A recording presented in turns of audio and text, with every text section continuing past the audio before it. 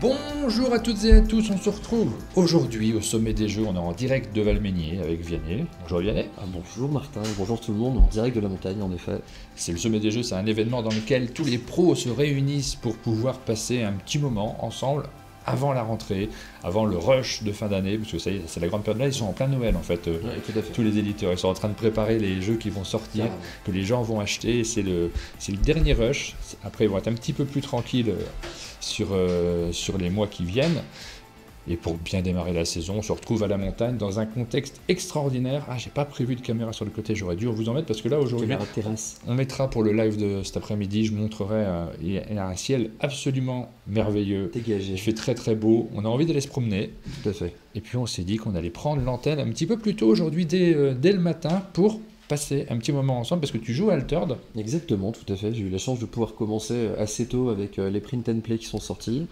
On en a parlé un petit peu sur nos chaînes et puis j'ai pu assister aussi à l'avant-première qui a été faite Ouais, par t'as eu cette Xbox. chance-là. Tiens, je rapproche ton micro, Vas-y, donc vas-y, on je va t'en être prie. vraiment pas trop loin, Très parce que bien. c'est une pièce qui résonne. Hein. Je suis pas dans mon Ouais. studio habituel, ça résonne à fond. L'année prochaine, je prendrai des. Des mousses partout. Ouais, je sais pas ce que je prendrai, mais bon. Des boîtes de... Et donc, il faut qu'on soit pas trop loin du micro Très pour que bien. vous ayez un peu moins Comme de ça on fait la réverbération. petite voix de proximité, les gens aiment bien. Donc, toi, tu es à fond depuis plus longtemps que moi d'ailleurs, parce que moi, j'ai reçu en fait, j'ai reçu mon KS juste avant. J'ai un petit peu envoyé un petit mail à Philibert pour leur dire je pars là à Valménier, j'ai enfin le temps de jouer. Si je veux préparer mes articles et tout ça, ça serait chouette que j'ai le jeu. Et du coup, j'ai eu un petit passe droit, je l'ai reçu très rapidement. Petit Enfin, malin. rapidement, je suis sur la fin de la zone quand même. Parce Ouais. que là, normalement, tout le monde reçoit cette semaine, les derniers, je Oui, crois. là Hein. on est sur les dernières vagues de livraison. Moi j'ai pas la même chance que toi parce que en fait moi je me suis retrouvé à programmer la livraison dans le créneau avant de partir en vacances. Ouais. Et en fait mon pledge est arrivé chez mon père le lendemain de mon départ. Ah mince. Donc en fait il y a tout chez mon père là. Donc Bon, j'attends avec impatience de le retrouver. Pour moi, ça aurait été assez problématique parce qu'en fait, Bah oui, faut travailler là-dessus. il faut qu'on passe un petit peu et on a besoin du matos pour pouvoir vous le présenter aussi. Et là, j'ai du temps pour y jouer un peu et j'y joue depuis qu'on l'a reçu. Donc, je suis encore au début parce que volontairement, j'ai pas tellement joué moi sur le proto. Le proto, vous l'avez vu peut-être, on a fait des vidéos sur la chaîne d'un monde de jeu. On a eu l'occasion de présenter le jeu au tout début, mais derrière, j'ai pas rejoué. Exprès, j'ai laissé les cartes de côté et j'attendais d'avoir le plaisir aussi parce qu'on est sur un jeu de cartes à collectionner dans lequel vous avez des boosters et vous avez le plaisir de les ouvrir, de découvrir ce qu'il y a à l'intérieur, de jouer et puis en connaissant un peu ces decks, de voir si les cartes elles vont bien s'intégrer ou pas. Je voulais pas être trop rodé à l'avance. J'avais envie de partager ça comme n'importe quel joueur au moment où on reçoit les choses. Carrément. Donc. Il y a tellement de choses à dire, de choses à découvrir. Et puis c'est toujours le plaisir du TCG, c'est ce côté, tiens, mais qu'est-ce que ça fait ça? Ouais. C'est voilà, tout le côté mystérieux du jeu de cartes à collectionner qu'on n'a pas forcément sur un jeu de société. Dans cette vidéo, on va prendre un petit moment déjà pour faire le bilan sur ce qui s'est passé depuis quelques semaines sur l'application, ce genre de choses, comment ça fonctionne. On va essayer de vulgariser. C'est ce qu'on a déjà fait sur les précédentes vidéos sur la chaîne Un Monde de Jeu. On a essayé de vulgariser au maximum pour que vous compreniez, parce que je sais que beaucoup de personnes qui regardent la chaîne d'Un Monde de Jeu ne sont pas des joueurs experts de TCG. Je ne le suis pas non plus d'ailleurs. Je connais le principe, je connais les différents jeux, j'ai essayé les différents jeux, mais je n'ai pas du tout poncé, comme on dit, chacun d'entre eux. On va essayer de bien vous expliquer comment ça fonctionne, que ça soit hyper clair pour vous. Dans cette vidéo, nous allons également... on va jouer un petit peu, on va peut-être faire une partie, on va voir comment on se débrouille autour du jeu. Et on va s'amuser à faire quelque chose qui est très important pour ceux qui regardent et qui peut-être fait un peu peur à certains qui découvrent ce genre de jeu, c'est construire un deck. C'est builder un petit peu. Alors on va le faire très facilement sur la table. Je vous montre avec la vidéo. J'ai mon petit classeur, on va déjà montrer le bateau, ce qui est incroyable. Hein. J'ai mon classeur, j'ai ouvert pas beaucoup de decks, hein. J'ai des displays, mais j'ai ouvert 9 boosters, pas des decks. J'ai ouvert 9 boosters jusqu'à présent, et puis je me suis amusé à classer quand même les cartes pour qu'on puisse les voir. Je me suis un peu amusé à construire parce que là tout de suite j'ai joué un peu bleu, mais après je suis parti sur vert. Donc moi j'ai construit mon premier deck vert à partir des quelques cartes que j'ai, donc c'est pas du tout optimisé. Ça va s'améliorer au fil des jours, mais c'est ça qui me plaît, moi. Avoir un truc pas optimisé au début, puis après, on va réussir à commencer à y jouer de mieux en mieux. Et ce que je n'ai pas du tout construit, c'est le deck bleu. Donc celui... D'ailleurs, je peux peut-être parler d'un format qui peut être très sympa quand on veut débuter. Bien sûr. Qui est en fait, on fait une ligue avec des copains en scellé. C'est-à-dire qu'on prend le starter de départ, donc je sais pas si on en a encore un sous la main, mais je pense pas. Et c'est Non, une boîte qui contient un deck de démarrage qui permet de découvrir le jeu avec une composition qui est pas optimale du tout pour la compétition, mais c'est vraiment fait pour découvrir les sensations de jeu et les possibilités de chaque faction. Donc il y a un deck par faction, il y en a 6.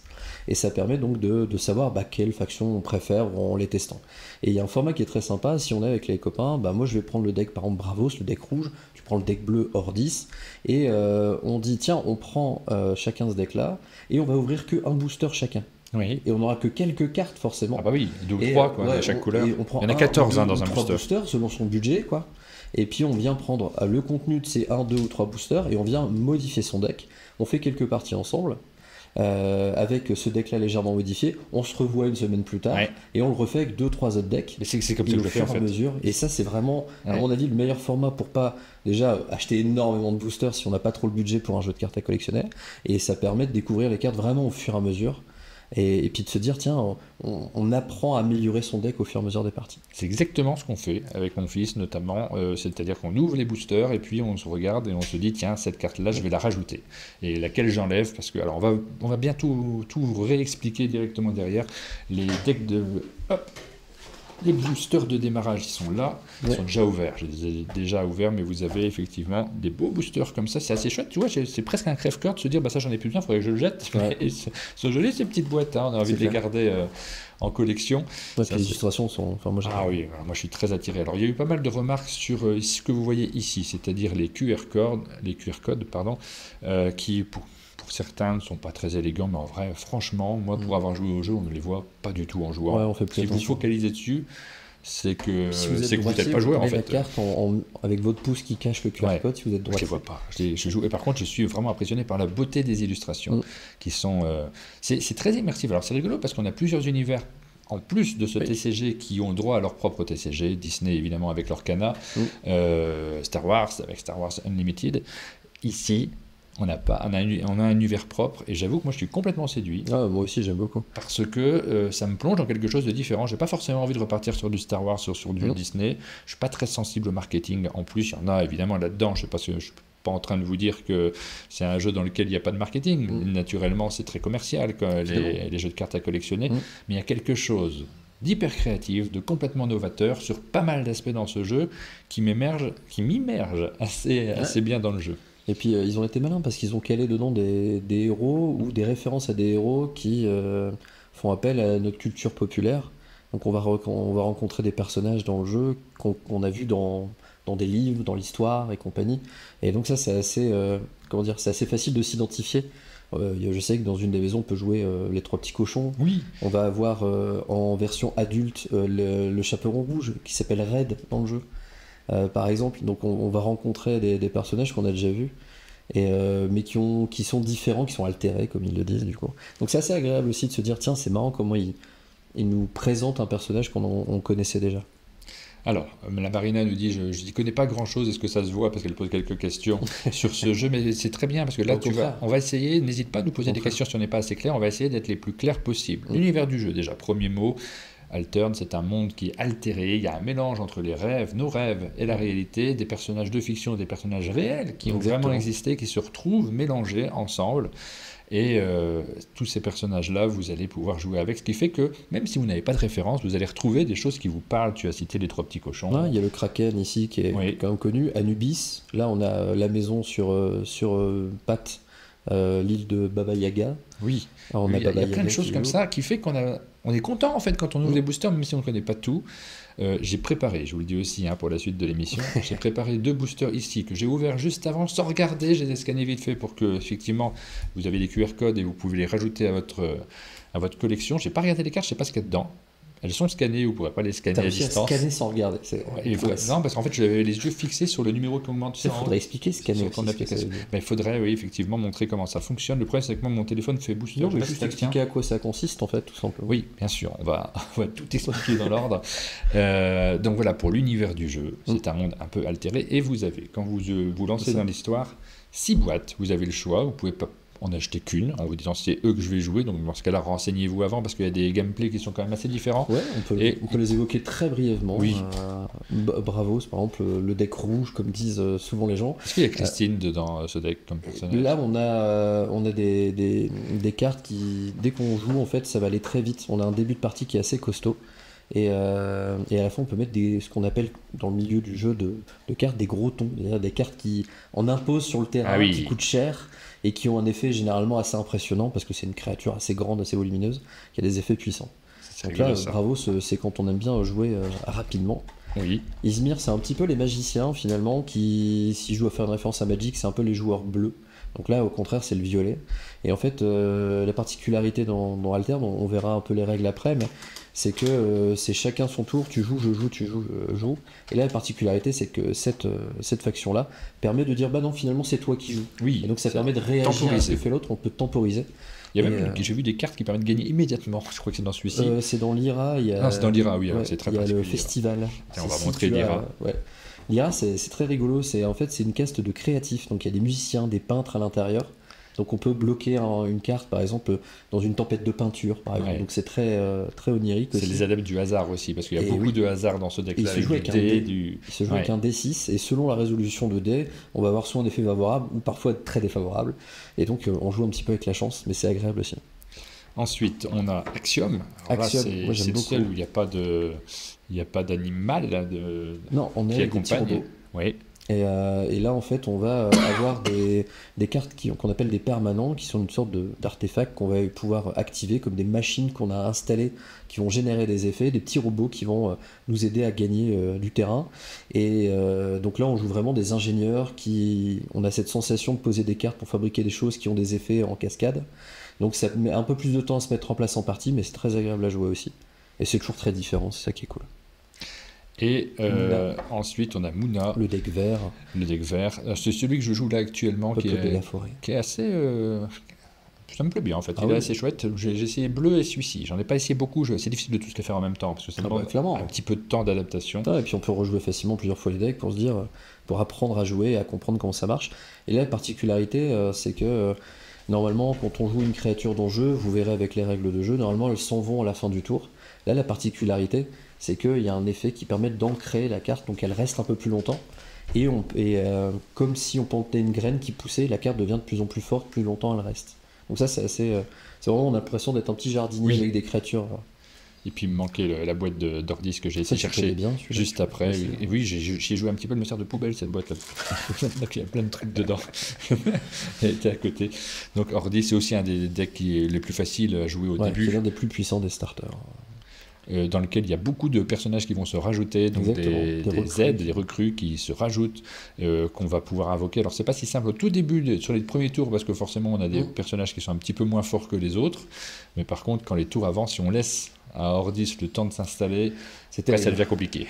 Il y a des recrues de partout et on ne sait plus les gérer. Par lequel on peut lequel sont les plus évidents pour commencer? Rouge, vert et bleu peut-être. Ordis, Mouna, et puis donc le rouge, c'est exactement. Bravos. C'est Bravos. Donc c'est ceux qu'on peut vous conseiller si vous ne connaissez pas encore le jeu vraiment. Si vous aimez le hasard, mais alors vraiment c'est très spécifique. Je pense que ce ne sera pas les plus joués, les Lyra, a priori. En fait ça dépend. Avec le starter, en fait, on a une expérience de jeu qui est quand même très très drôle et on peut gagner. En fait on peut gagner avec tous les decks, il n'y a pas de débat. Mais après pour découvrir le jeu, moi je pense, essayez pas de chercher le deck le plus optimal parce que là on est vraiment sur de la découverte. Je pense que si on achète les starters, on peut y jouer avec juste les starters sans acheter de cartes à côté pendant quand même pas mal de temps. Oui. Si on n'est pas habitué au jeu de cartes à collectionner, c'est déjà une expérience de jeu très agréable, même sans acheter plein de choses. Donc on achète 3-4 boosters et on tente les appairages de chaque deck ensemble, et il y a déjà au moins 5-6 parties à faire tranquille pour découvrir. Mais après... Et après, quand c'est les plus complexes, effectivement, il y a Axiom. C'est un peu moins facile d'accès. Izmir, qui sont un petit peu plus complexes. Quand je dis que ça risque d'être un peu moins joué, c'est aussi parce qu'il y a du hasard dans ces jeux-là. Forcément, il y a votre stratégie qui va rentrer en compte, mais il y a aussi le tirage des cartes qui joue énormément sur la victoire. Sur ce type de jeu, on l'a dit, on construit son deck, donc on a envie de maîtriser un petit peu quand même ce hasard. On dira ça va en rajouter une couche, donc c'est très fun, mais il y a beaucoup de joueurs qui justement essayent d'avoir un maximum de contrôle dans la gestion du hasard. Tout à fait. Alors, on vous a expliqué rapidement les types d'univers qu'on va avoir. Je vais insister directement sur un des aspects qui est important par rapport à d'autres jeux de cartes à collectionner, c'est la simplicité de compréhension de ce qu'on joue. C'est-à-dire que dans plusieurs...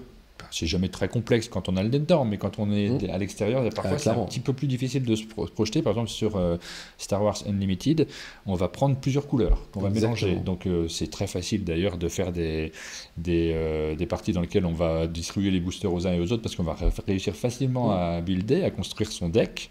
On va faire attention aux anglicismes puisqu'on essaie de vulgariser. Exactement. Ouais, on va construire son deck, donc on mélange des couleurs. Son paquet de jeux, même si on va aller jusqu'au bout du français. Ici, vous jouez une faction, donc vous allez choisir votre faction et vous n'allez jouer que des cartes de cette faction. C'est super simple à comprendre, super facile. Il y a le logo en haut à droite, il y a la couleur du cadre de la carte qui permet de savoir que c'est la bonne faction. Et est-ce qu'on rentre dans le nombre de cartes qu'il faut utiliser Oui, alors à l'intérieur, quand vous allez commencer à construire, mais ça c'est les plus experts qui vont se projeter dedans, on prend une quarantaine de cartes, rarement plus, mais on peut en prendre davantage. Oui.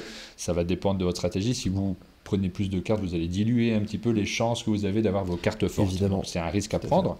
À l'intérieur, vous avez différents types de cartes. Vous avez des cartes communes, vous en mettez autant que vous voulez, mais 3 maximum de chaque le même nom. Qui portent le même nom, quel que soit leur niveau de rareté. C'est ça.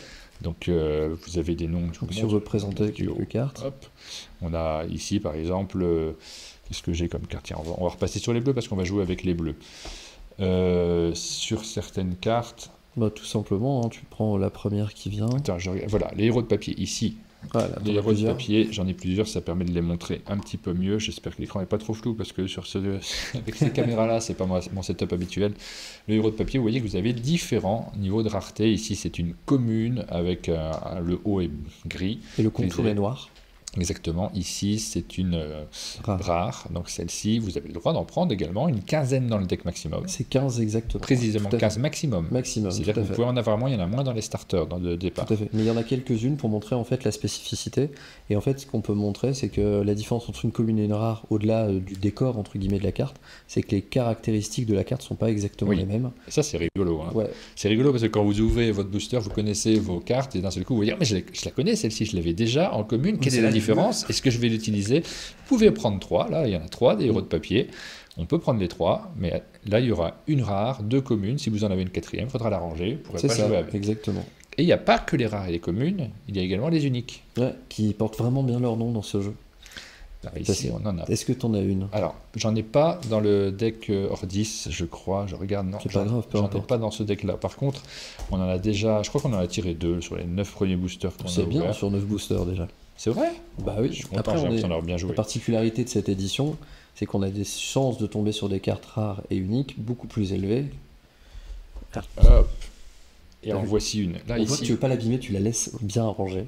Non, c'est-à-dire que je joue pas l'IRA. Hein, ouais. Donc, Et en fait, une carte unique est réellement unique. Ça veut dire quoi? C'est-à-dire que, pour faire très simple, vous avez un bandeau doré, vous avez un petit gemme ici doré, et en fait, les caractéristiques de cette carte ont été générées par un algorithme de manière aléatoire pour générer cette version-là de cette carte, qui est totalement unique dans son illustration, dans son fonctionnement. Alors, il reste toujours affilié à leur type de jeu.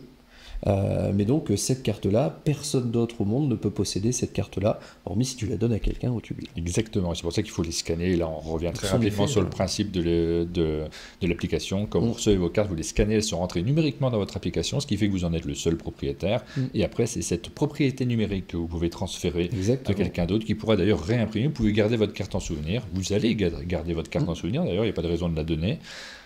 Ça sera pour la phase qui arrivera dès que le jeu sera dans le commerce, parce que pour l'instant, ça sera en septembre. Cette application n'est pas encore lancée. Voilà, les gens s'échangent quand même les cartes. Alors je me demande comment ils font, parce que sans les scanner en fait. Ils font exprès de pas les scanner, ils les mettent en vente directement. De faire confiance. Hein.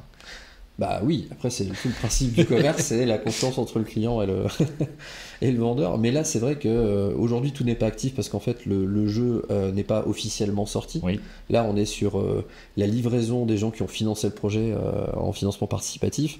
Donc évidemment tout n'est pas encore calé et l'application devrait être corrigée pour avoir toutes ces fonctionnalités et de commerce et d'échange, de transfert.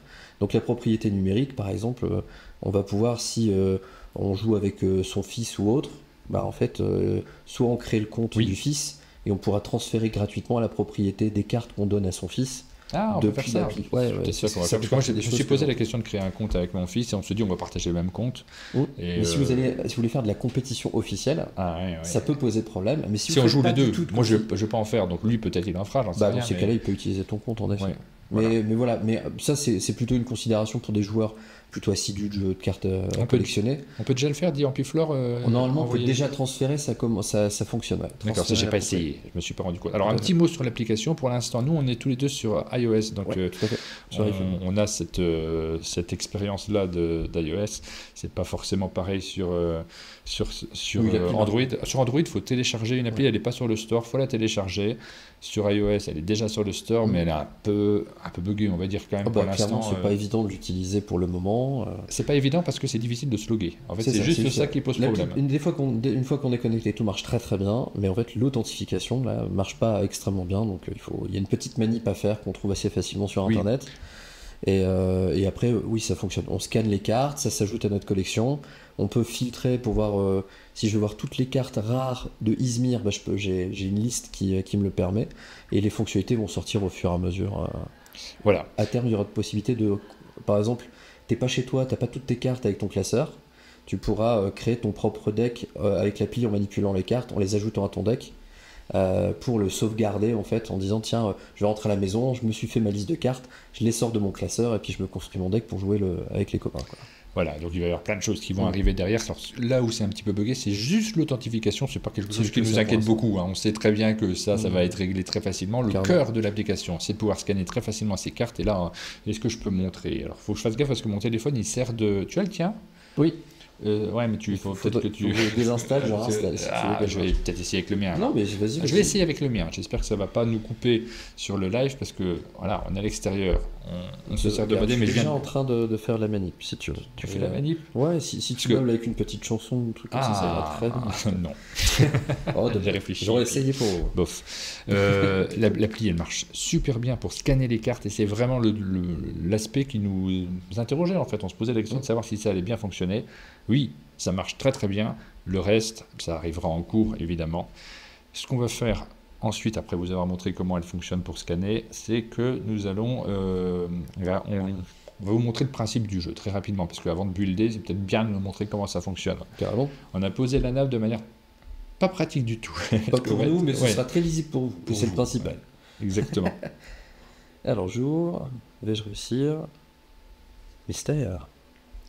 Et puis, on va te mettre des cartes pour montrer comment c'est possible de scanner. Alors, les cartes, elles ont déjà été scannées, celles-ci. Ça n'empêche pas de le faire. On va simplement avoir un message selon lequel ces cartes ont déjà été scannées. On ne peut pas les rajouter à la... Je suis connecté avec mon compte. Donc, alors, où est-ce que je le mets pour que ça puisse se voir? On va se faire une vue comme ça, hop, de haut. Je ne sais pas si tu le vois de loin, là, comme ça.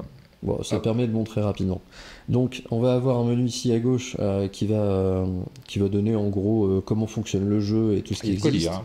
Ah oui, il y a de quoi lire, il y a beaucoup de contenu. Et d'ailleurs, ça va s'alimenter. J'ai entendu que quand on scannera le QR code à terme, on aura le lore, donc toute l'histoire de la créature dans l'univers du jeu. Ah oui. Donc, pour les gens qui aiment juste l'univers, en scannant les cartes, ils auront un petit texte à lire, peut-être une image d'ambiance, peut-être. Donc il y a aussi ce côté univers. Et après, on va appuyer sur carte, et là, je vais avoir la liste de toutes mes cartes que j'ai pour l'instant scannées dans ma collection. Donc là, alors sachez qu'on est à la montagne, le réseau il est ce qu'il est, hein. Donc là c'est pas l'appli, hein, c'est plutôt le réseau, hein, pour être honnête. Et vous voyez ici, il y a un petit bouton. T'es un peu loin de la fenêtre là. Ouais, c'est ça. Donc là on voit les résultats trouvés. C'est toutes les cartes, c'est pas les tiennes. Là c'est toutes les cartes, ouais. Et d'ailleurs, c'est dans ma collection si je veux voir mes cartes. Ça va être long aussi là, parce que là bon, ça dépend, normalement ça devrait aller. Et donc, en appuyant sur scanner, donc je vais peut-être pas le faire là. Si, fais-le. Okay. C'est ça qu'on veut voir. Bon, bah du coup, je lance scanner. Encore une fois, ça va être du réseau. Et là, en fait, on a évidemment appareil photo. Et si on... alors, ça a marché. Vous voyez, j'ai rien fait de Il a juste posé le téléphone au-dessus. Donc, en fait, là, il y a 14 cartes dans les decks KS. Il y en aura moins, je crois, non, dans les suivants. Vous avez juste à balayer les cartes juste au-dessus et pouf, ça se rajoute directement. Je sais pas si je suis encore dans le cadre de la caméra. Oui, on voit que les cartes tout s'incrémente. Alors évidemment, je ne vais pas l'ajouter à la collection. Alors, tu pourrais, il se passera rien. Un message d'erreur, il mettrait en disant ces cartes sont déjà renseignées par quelqu'un d'autre. Et donc là, il m'a bien noté 9 cartes. Je peux balayer avec mon doigt pour voir les cartes que j'ai scannées, pour voir si j'en ai oublié une ou autre. Et si j'appuie sur ajouter, et que c'est la première fois qu'elles sont scannées, ça s'ajoute à mon compte, sinon ça met le petit message comme quoi ça a déjà été fait. Alors, avant de revenir sur le principe du jeu en lui-même, je vais répondre à ce que demandait Duncan au départ, parce que l'une des principales difficultés de ce jeu, effectivement, c'est au départ, quand on ouvre, mais de tout, hein, les jeux de cartes à collectionner, pas que celui-ci en particulier, c'est savoir comment on s'organise. Oui. Il va falloir s'organiser, parce que toutes vos cartes, vous avez envie. Donc là, j'ai pris ce classeur qui est quand même super. Peut-être m'en falloir plusieurs si je continue, parce que clairement, la place va manquer. On a du matériel Game Genie qui est dingue dedans. Ah oui, ça, franchement, je les ai pris un peu à l'aveugle et je ne regrette pas du tout. Et on a des petites boîtes de jeux. Alors, ça va être un peu flou parce que j'ai fait une mise au point vraiment sur le plateau. Dans les boîtes de jeux, je vais prendre celui que je joue, celui-ci, parce qu'il est beau. Et vous avez la possibilité déjà de ranger votre propre deck que vous avez construit en plaçant votre héros dans la couverture du deck. Hop. Avec les sleeves officiels, là. Ouais, t'as vu, celui-là, je l'ai chopé. Donc, forcément, nous, on a de la chance sur ceux qui ont fait le KS parce que vous avez les héros qui sont en foil directement. Et ça, c'est quand même un petit plaisir. Parce que sinon, les cartes foil, je ne sais pas si on revient dessus, mais il faudra les commander. Oui, tout à fait. Après, on aura une chance d'en avoir quand même dans les boosters, mais beaucoup plus rare que dans les boosters de cette édition Kickstarter. Et dans cette boîte, vous avez la possibilité de garder votre matériel. Donc ça, c'est un premier rangement, mais c'est le rangement de votre deck en cours, celui que vous allez jouer. Ensuite, il y a plein de matos dedans, il va falloir bien les trier, bien les ranger, et je vous conseille vraiment d'avoir une grande boîte, pour n'importe quelle boîte, mais une grande boîte de ce type-là. Là, par exemple, hop, j'ai une grande boîte pour mettre toutes les cartes qui vous servent, les protège-cartes, ce genre de choses, bien classées. Faites-vous des intercalaires, rangez bien ça. Et en vrai, c'est un des plaisirs de jeu, de savoir comment on va s'organiser. Au départ, on est un petit peu perdu si on a acheté beaucoup de choses, et alors moi, ce que je fais, c'est ce dont on parlait tout à l'heure, c'est que j'y vais crescendo. J'ai encore, regardez, où est-ce que je peux montrer j'ai mon booster, voilà, ici. J'ai mon booster, mon display qui n'est pas encore ouvert. Je prends vraiment du temps parce que je l'ai reçu il y a 2 semaines et pour l'instant, c'est... Les gens qui nous regardent, ça fait rêver les gens, ça, je pense. Ah, ce qui fait vraiment rêver les gens, c'est ça la barrière. Parce que là, ils se disent, mais peut-être que dedans, il y a... Sachez qu'en plus, dans l'édition Kickstarter, ils ont fait des Golden Boosters. Donc peut-être qu'il a parmi tous ces... Qu'est-ce que c'est un Golden Booster ? J'en ai pas eu, moi. Golden Booster, c'est quand on l'ouvre, toutes les cartes sont liées. C'est surtout ça qui fait rêver. C'est les deux qui ne sont pas ouverts du tout. Ouais. Là, les deux gros displays pas ouverts, mais qu'on se garde pour plus tard. On va prendre notre temps. Dedans, il y a 37 boosters, pour information. C'est un de plus que ce que sera plus tard. Il n'y aura que 36 boosters dans les displays de l'édition, on va dire, normale. Donc voilà, là je vais prendre du temps. On va en ouvrir un tout à l'heure. On va en ouvrir 2 des boosters. Tu veux mettre ça de côté aussi ? On va regarder ce qu'il y a à l'intérieur. On va mettre ça de côté et on va se lancer. Peut-être on va montrer un peu comment le jeu fonctionne avec. Ça. Du coup, je vais te donner. Ouais, je vais te donner le hors, puisqu'on va jouer avec le hors 10. Moi, je vais garder celui que je suis en train de jouer. Et puis, je te file le hors 10. Tu vas te débrouiller avec ça. On sort les pions. Où est-ce que je l'ai fichu ? Là, j'ai tout préparé. Non, ça c'est celui que joue mon fils. Moi, j'ai pas le beau deck dans la boîte. J'avais pas vu qu'il y a le logo doré au fond de la boîte d'accessoires. C'est magnifique. T'es du genre à mettre tout en bazar sur le plateau ou t'es du genre à laisser dans ta petite boîte ? Là, regardez, le doré, c'est très joli. Les deux. Et ben on fait les moitié-moitié. Les dés, on en aura... Donc là, il n'est pas construit. En fait, c'est ça qu'on voulait vous montrer. C'est un deck qui n'est pas construit, c'est celui de démarrage. Tu vas avoir le deck hors 10 de démarrage. Et c'est très bien, parce qu'il n'est pas nul du tout, ce deck. En plus de cartes, c'est très cher, là. Alors moi, le mien, il est construit. Il est mal construit. Et en fait, il est peut-être moins fort que le deck, le deck de départ. C'est très bien. Parce que clairement, j'ai rajouté des cartes que je n'arrive pas à jouer. Donc, alors, il faut regarder à l'intérieur parce que dans le deck hors 10, on va avoir des cartes qu'il ne faut pas placer directement. Je vais regarder si c'est bien. Oui, c'est les recrues. C'est comme je joue pas avec. Si tu tiens, je te laisse regarder pendant. Donc c'est un jeu qui est basé sur un héros. Donc on va incarner un héros. On peut montrer rapidement les différents... on a la chance de jouer avec le tapis officiel à 2 joueurs. Et donc il faudra les cartes tumulte aussi. Si tu les as. Les cartes tumulte. Oui, bien sûr, pardon. Parce que c'est je les ai, évidemment. Je leur donne pas de petits noms, moi. Effectivement, elle s'appelle Tumulte. Donc, on va avoir, le but du jeu, c'est d'emmener son compagnon et son héros à se rejoindre. Il y a une piste, là je vous la montre face visible. On a une piste dans laquelle on a plusieurs cases. On va poser chacun notre héros. Donc, on a pour l'instant des petits personnages. Alors, ça, c'est le côté qui est un peu cheap dans les boosters, il faut le dire quand même. Les petits pions que vous allez utiliser pour symboliser votre héros et votre compagnon. Moi, j'ai ceux du Proto avant qu'on avait présenté et qui Moi sont aussi, de j'ai bien ça. meilleure qualité que Clairement, ceux que vous allez trouver dans les boosters de base. Clairement, vous allez avoir envie de les changer. Donc, Mm. je te mets tes personnages bleus ici, ton compagnon et ton héros. Tout à fait. Et je prends le mien, mon compagnon et mon héros. Et on joue tous les deux avec le héros de base, celui qui est Dans le starter. dans le starter. Le mien, il est en version un peu plus jolie, mais Donc, petite c'est le même. particularité de ce que je joue moi, c'est que les fameux soldats que je peux invoquer avec des effets de cartes, ce sont des jetons, on appelle ça personnages. Et les jetons personnages, ce sont des cartes qui ne sont pas à l'intérieur du paquet de jeu, qui sont à part. Et selon l'effet des cartes, on va venir les inviter dans le plan de jeu. Et ils vont nous aider, enfin ils vont m'aider surtout moi, ils vont t'embêter toi, dans la partie. Et moi, j'en ai pas. Moi, j'ai pas d'éléments supplémentaires qui vont se rajouter. Ça sera tout en fonction des cartes que je vais tirer. C'est ça. Alors, ensuite, Donc dans la mise en place, on met les cartes. on a du des jeu. petits dés. Moi, je les utilise pour les boosters, en fait. Je Ouais. trouve ça assez pratique. Et donc les cartes tumulte, il y a un Enfin, compagnon Pour les héros, tu boosters, l'as pas dit. pour les boosters, pardon. Et après, les trois cartes du milieu représentent les zones que l'on va traverser dans le tumulte. Et en fait, cette partie-là est aléatoire. C'est-à-dire que là, je vais les mélanger, je peux même faire des rotations comme ça. Et on va les mélanger toutes les trois. Et on va les laisser dissimuler comme ça, jusqu'au moment où un héros ou un compagnon vient avancer dessus. Et donc, ça nous permettra de découvrir sur quel type de terrain nous allons combattre. Donc, On a Delmore qui nous dit: je mets les potentiels Golden Boosters de côté dans son display pour plus de suspense. Tu peux les repérer? comment tu Oui. fais pour les repérer Parce que moi, je sais pas comment les repérer, en fait. J'ai aucune idée de si j'en ai, mais j'ai pas l'œil. On peut les peser peut-être, sont plus lourds. Tu crois? S'ils sont plaqués or peut-être. Donc, On va choisir un premier joueur. Ouais. Tu es bleu, donc tu as le côté bleu. allez, Attention. Tac, tac, tac, tac, tac. C'est moi qui vais commencer. le doré de commence. Et donc, moi on tire 6 cartes, peu importe qu'on soit premier ou deuxième. Hein. On tire 6 cartes de notre deck pour démarrer.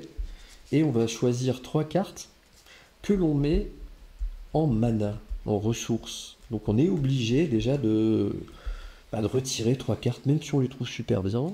Et on va les placer dans cette zone-là de mana. Je sais pas, je vois pas le cadrage. Ouais. Alors, on a juste le plateau. Hein. On le voit à peu près, le plateau sur le cadrage. Et pas beaucoup plus. Donc, de toute façon, on va vous expliquer. Là, c'est filmé de loin. Donc, c'est difficile de se rendre compte exactement de chaque carte qu'on va jouer. Il va falloir qu'on vous les raconte, Ouais. ces cartes-là. Donc les cartes, on les met comme ceci. C'est 3 ressources qui vont nous permettre de payer le coût des cartes qu'on a dans nos mains. Donc je sais pas, dans le chat, est-ce que tu veux qu'on explique vraiment en détail les règles en même temps On va que les nous, expliquer faisant en des jouant. petits- Je pense qu'on va faire comme ça. Très bien. Et puis, on verra bien comment ça se passe. On a des après. petits jetons selon les effets. Ah là là, ça, j'aime bien cette carte. Oui, il y a déjà, en fait, c'est un jeu qui n'est pas d'une complexité forte, mais la complexité réside dans les micro-choix qu'on doit faire. Et c'est ça qui fait la différence entre un bon joueur. C'est de prendre les bonnes décisions au bon moment.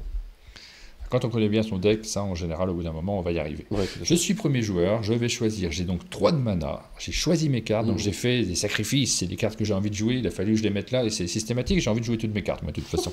C'est pas rigolo. Alors, il y a plusieurs phases de jeu. Là, on doit faire la phase midi.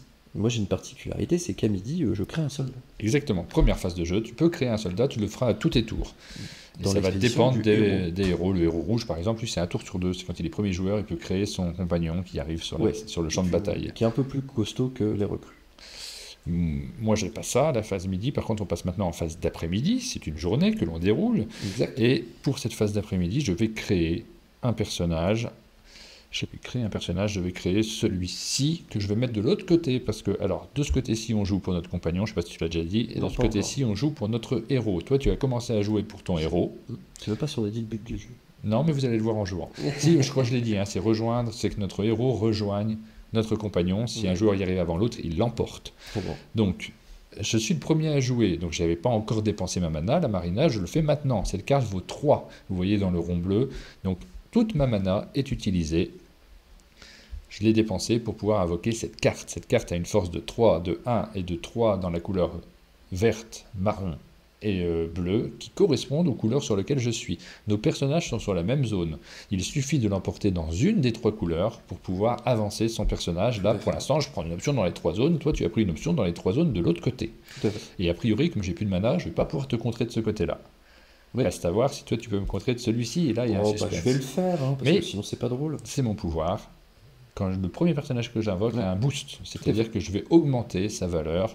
Alors, on met normalement ce petit jeton-là, moi j'ai l'habitude de mettre les dés, un petit jeton qui vous dit j'ai plus 1 dans toutes les catégories, donc j'ai 4, 2, 4.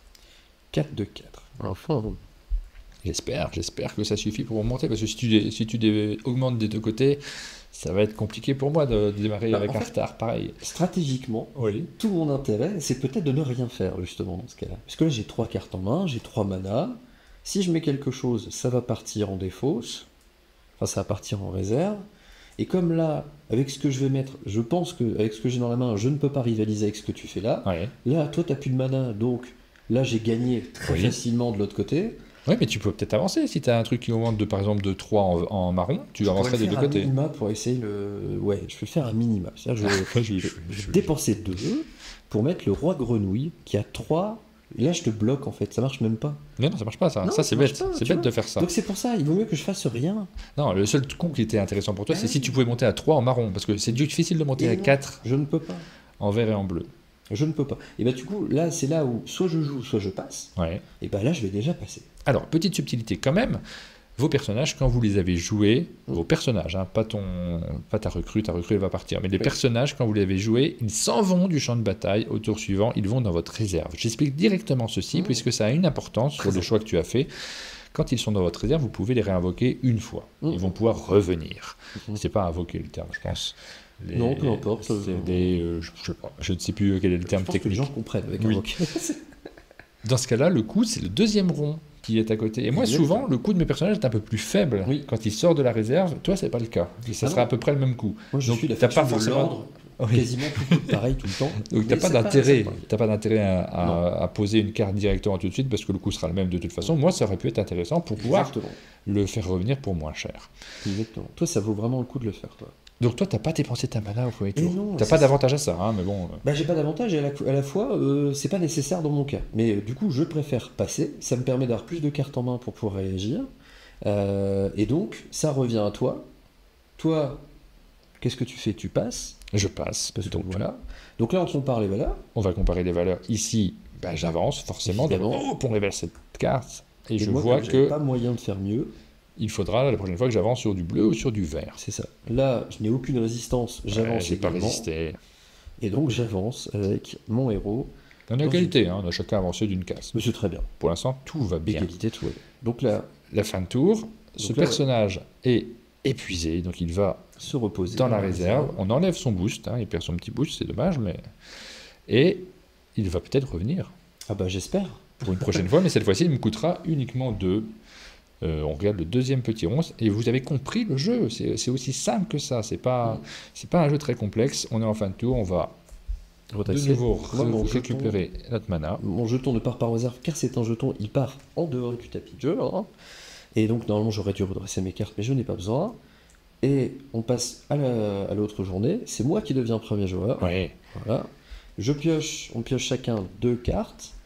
Et on va choisir parmi toutes les cartes que l'on a en main de mettre une de nos cartes dans notre mana. Ou pas, on n'est pas obligé. Hein. On n'est pas obligé, mais on peut. C'est très bête de ne pas le faire. Et vous n'êtes pas Oui, obligé. ce serait bête de ne pas le faire littéralement, on est d'accord. Donc, moi j'ai choisi cette carte-là. Alors, si on veut tatillon sur les règles, hein, c'est d'abord au premier joueur de décider s'il le fait, Oui. et ensuite à l'autre. Soyons tatillons. Et quand on joue à Izmir, ça peut peut-être avoir un impact. Alors. On va faire ça. Donc je vais garder ça. Ça c'est pas mal. Celle-ci, elle est pas mal aussi. Moi j'ai un truc très cool à faire déjà. Et d'ailleurs, vu que je suis le premier joueur... Ça m'embête, hein, mais c'est celle-ci qui va aller dans ma réserve. Est-ce que tu as un effet qui s'applique à midi, toi? Finalement, c'est celle-ci. Donc là, il est midi. Alors, presque dans la vraie vie. Oui, c'est fou Et en ça, même vous temps. avez l'heure en direct. Et donc, dans le jeu, donc, moi j'ai toujours le même effet. Hein. À midi, je crée un jeton côté l'expédition du héros. Donc je commence avec ce petit avantage à chaque début de tour. Et là, je vais dépenser du mana et t'inquiète pas qu'il va se passer des choses. Ah mince, des choses. Oui, de belles choses. Donc, je vais dépenser ici 2. Et je vais invoquer mon roi grenouille qui a 3-0-3. C'est fort. Et en plus, dans les couleurs sur lesquelles je voulais avancer. C'est un peu fait exprès. C'est pas sympa. Je sais. Est-ce que j'ai dit que j'étais sympa? Je pense pas, hein. Bah écoute, je vais relancer. Alors c'est pour vous montrer le jeu, évidemment, c'est peut-être pas un bon choix, hein, mais je le fais uniquement pour vous montrer le jeu. Je vais faire revenir ce personnage de ma réserve. Cette fois-ci, il ne me coûte que 2, puisqu'il revient de là, mais il gagne un jeton fugace. Ça veut dire que la prochaine fois, il ne retournera pas dans la réserve. À la fin de ce tour, il sera défaussé définitivement. Et ça me coûte 2. Voilà. Et du coup, le premier. Il vaut 4-4. Ah oui, parce que ou depuis ta réserve, le premier personnage que vous jouez chaque après-midi gagne un boost. C'est très puissant quand même. Bah ouais. Moi je renoncerais là. Hein. C'est vrai? Bah, je me retrouve un peu dans la même situation qu'au premier tour, mais j'ai un mana de plus. Donc là tu te retrouves avec... Oh, bah oui. Regarde, le roi grenouille est en 2 exemplaires dans ma main.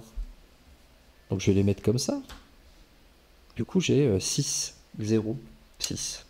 Oh bah quel gaspillage. T'as gaspillé tes forces là, cher ami. Bah il faut que je fasse quelque chose. Hein. Je suis un peu déçu parce que j'ai une carte qui me permet d'avancer. Parce que là tu vas avancer des 2 côtés et moi pas du tout. On sent que c'est un mauvais choix. On sent qu'il faut pas faire ça. Et là j'ai une carte qui me permet peut-être d'avancer un peu, mais elle n'est pas optimisée. Donc tant pis, je la joue quand même. Donc je dépense 2 pour envoyer cette carte rare. Vous avez vu, j'ai une carte rare. Cette carte rare qui me permet donc de, si je contrôle 2 plantes, j'en ai pas. Donc c'est mal joué. J'aurais gagné un boost j'aurais gagné 2 boosts. Donc elle aurait été très forte. Mais elle est quand même 2-2-2, ce qui est pas mal par rapport à ton personnage, de ce côté-ci. Donc je l'invoque quand même malgré tout pour pouvoir gagner de ce côté-là. Eh bien moi, je passe, car je ne peux pas faire d'autre chose. Et on a refait un petit match nul, puisque tu avances. Je vais avancer de ce côté-ci, et tu vas avancer de l'autre côté. Tout à fait. Donc là, on reste sur une égalité pleine et parfaite. Fin de manche. Donc ça, c'est un jeton, ça s'en va. Et là, mes 2 rois de grenouilles partent dans la réserve. J'ai pas si bien joué, hein, très clairement, mais bon, c'est pour vous montrer le jeu, parce que j'aurais pu essayer de comboter un peu mieux mes cartes. Il y avait d'autres choses à faire, et surtout, moi, je peux ancrer mes personnages, et j'ai pas cherché à le faire spécialement au début, donc c'est pas très bien joué.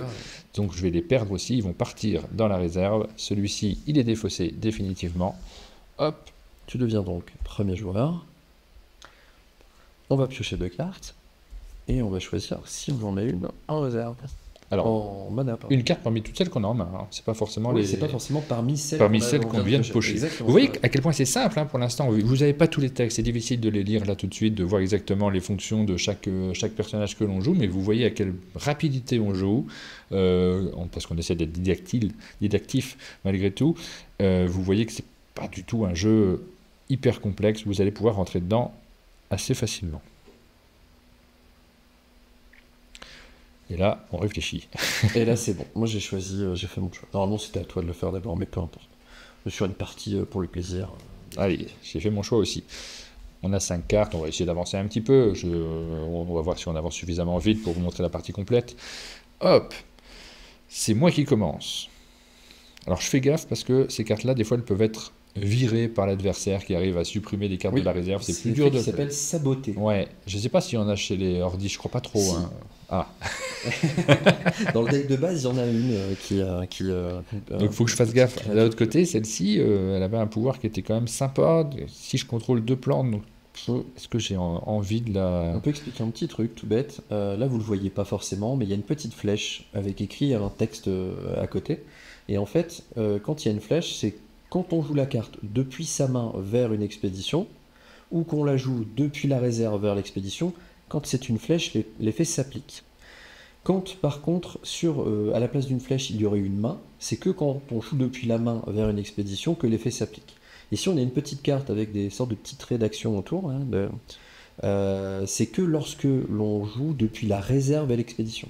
Donc ça, c'est aussi une mécanique qui est très intéressante, parce que finalement, les cartes qui sont en réserve, c'est comme si on avait une seconde main, mais qui est visible de l'adversaire. Et donc l'adversaire peut lire les effets, donc il peut s'attendre à ce qui va arriver. Et donc certaines cartes ont des effets depuis la réserve qui permettent d'avoir un effet supplémentaire. Donc c'est pour ça que des fois le coût est supérieur quand on la joue de la réserve. Je vais poser cette carte-là pour 3, C'est costaud, ça. Et cette carte-là, oui, elle est costaud, surtout qu'elle est boostée, puisque c'est la première que je joue dans mon tour. Elle a +1. Elle aura 4 en vert, 3 en marron et 3 en bleu. Elle n'a pas tellement d'autres pouvoirs. Elle a un petit pouvoir, si je la défausse plus tard de la réserve, je pourrais faire une action gratuite avec cette carte-là. C'est vrai que tu as oublié de jouer ta carte. C'est de ce côté-là que tu l'as joué? C'est toujours côté héros. Ah oui. J'ai pas de choix. C'est le alors texte attends, je le mettais de l'autre côté du coup. Clairement. On accepte, on accepte. Donc moi, je vais... Bon, je l'annonce, parce qu'on explique. Hein. Je prévois un peu un plan sur l'avenir. Ah, j'aime bien ça. Donc je mets ce qu'on appelle un permanent, chose qu'on n'a pas encore fait. Donc on joue ici, ou là, peu importe. Ouais, mais là, ce sera plus dans le champ. Hop. On a 2 maximum. Et donc ça, c'est une carte qui a un effet qui s'applique à un certain moment, ou des fois, c'est un effet activable, où il faut l'incliner ou payer, peu importe. Là, c'est à midi. Je vais créer un jeton comme celui-là. Mais là, je vais le créer côté compagnon. Donc à chaque midi, je vais avoir toujours une recrue 10 de chaque côté. Aïe, oui, mais ça commence, ça y est, voilà. Les problématiques arrivent. Moi, je vais vous montrer une carte, elle est assez chouette celle-ci, c'est le champignon éternueur que je vais poser de l'autre côté. Cette fois-ci, je ne peux pas trop incliner, je pense pas que tu vas remonter de ce côté-là, donc hop, ça coûte 2. Le dessin est très chouette et ça vaut le coup, on est en train de vous expliquer le jeu. Quand vous achetez, vous n'avez pas ce dessin-là. Quand vous achetez le deck de base, vous avez, on va le retrouver ici, ce dessin, celui-ci, et en fait, vous avez la possibilité de récupérer, vous voyez d'ailleurs que c'est un full art, c'est-à-dire que le dessin va jusqu'au bord de la carte, vous avez la possibilité de pouvoir récupérer les cartes qui sont, hop, je vous montre un petit peu plus haut, qui sont un peu plus proches, différentes, et d'ailleurs j'adore ce graphisme, on est très sensible au dessin avec mon fils, on est tous les deux, je suis dessinateur et lui il le deviendra je pense. C'est vrai, okay. Et on les a regardés, on regarde les différents dessins à chaque fois, on passe vraiment beaucoup de temps dessus, parce qu'il y a un choix esthétique qui est très important. On rappelle quand même que l'éditeur d'Altered, c'est celui qui a lancé Dixit, hein, donc il a Régis Bonnetsey, il a ce sens esthétique qui est très prononcé, il est très sensible à ça. Bah, cette carte-là, quand je l'ai récupérée, ici, elle est en version rare en plus, hein, mais quand je l'ai récupérée, forcément, il fallait que je la rajoute à mon deck et que je remplace cette carte-là, parce que vraiment, trop chouette. J'adore ce dessin-là. J'ai envie de l'avoir en grand, tu vois. Je ne sais pas si vous pourrez commander les images en grand, ça serait chouette. Pourquoi pas. Et puis en plus, quand l'appli sera à jour et que tu pourras scanner, avoir le lore, peut-être que tu pourras le regarder sur le smartphone, peut-être un peu plus en détail. Oui, parce que ça reste des petites cartes, hein, quand même. Et tu sauras qui est ce personnage, qu'est-ce qu'il fait dans cet univers et pourquoi il éternue, par exemple, tout simplement. Tu vois, il y a ce côté-là qui est aussi sympa dans le jeu. Mais c'est ça, c'est un truc que j'adore, moi, alors certes dans les jeux de société, mais dans les jeux de cartes à collectionner, t'as une sorte de mini-œuvre d'art dans ta main quand tu joues. Donc c'est aussi agréable d'avoir ce côté de regarder les détails, ça raconte une histoire. Souvent, c'est en lien avec l'effet de la carte, en plus. Donc ça, c'est très cool. Alors, elle gagne ancrée. C'est-à-dire que quand elle arrive, cette carte-là ne va pas partir dans la réserve à la fin du tour, on va juste enlever l'encre et elle restera en place. Donc là, je n'arrive pas à te battre sur cette zone-ci, mais par contre, je te bloque. Tout à fait, et c'est bien gênant. Je pense que je vais... si je réinvite le roi grenouille, je peux pas... Là, tu as 4, on est d'accord, c'est 4-3-3, tu vois, là. On a Duncan qui nous dit, c'est quoi l'autre illustration? Alors, c'est celle du booster, du deck de démarrage. Dans le deck de démarrage, vous n'avez pas cette illustration-là, normalement, hein, moi je me trompe, mais bon, c'est sûr que non. Elle est... Dans le deck de démarrage, vous avez, je crois, le champignon éternueur à la fois en rare et en commun. Il me semble qu'il est dans les deux sortes. Rare, ça ne veut pas dire que vous allez rarement avoir cette carte-là. Ça signifie simplement que vous ne pouvez en mettre que 15 de ce type-là à l'intérieur de votre deck. Ici, c'est dans un booster que je l'ai récupéré. Je l'ai récupéré également en rare et en commune, celle-ci. Et il y a les deux niveaux de rareté. Et là, je la joue en rare, mais dans mon deck, je spoil un peu, elle est aussi en commune. Ok. Et en fait, pour la petite anecdote, en fait, les illustrations alternatives sont aussi, alors ils vont le perpétuer, je pense, mais dans les boosters de la version Kickstarter. Et on peut le voir parce que si les cartes de ton starter n'ont pas la même icône en bas à gauche, que là où on a le petit A Altered, qui désigne que c'est une carte d'un booster de la campagne, et là cette icône précise que c'est une carte d'un starter de jeu. Donc ça permet, même quand vous rangez vos cartes, d'identifier d'où ça vient. Ouais. Et puis il y aura ça sur les extensions aussi, vous aurez des petits signes distinctifs. Tout à fait.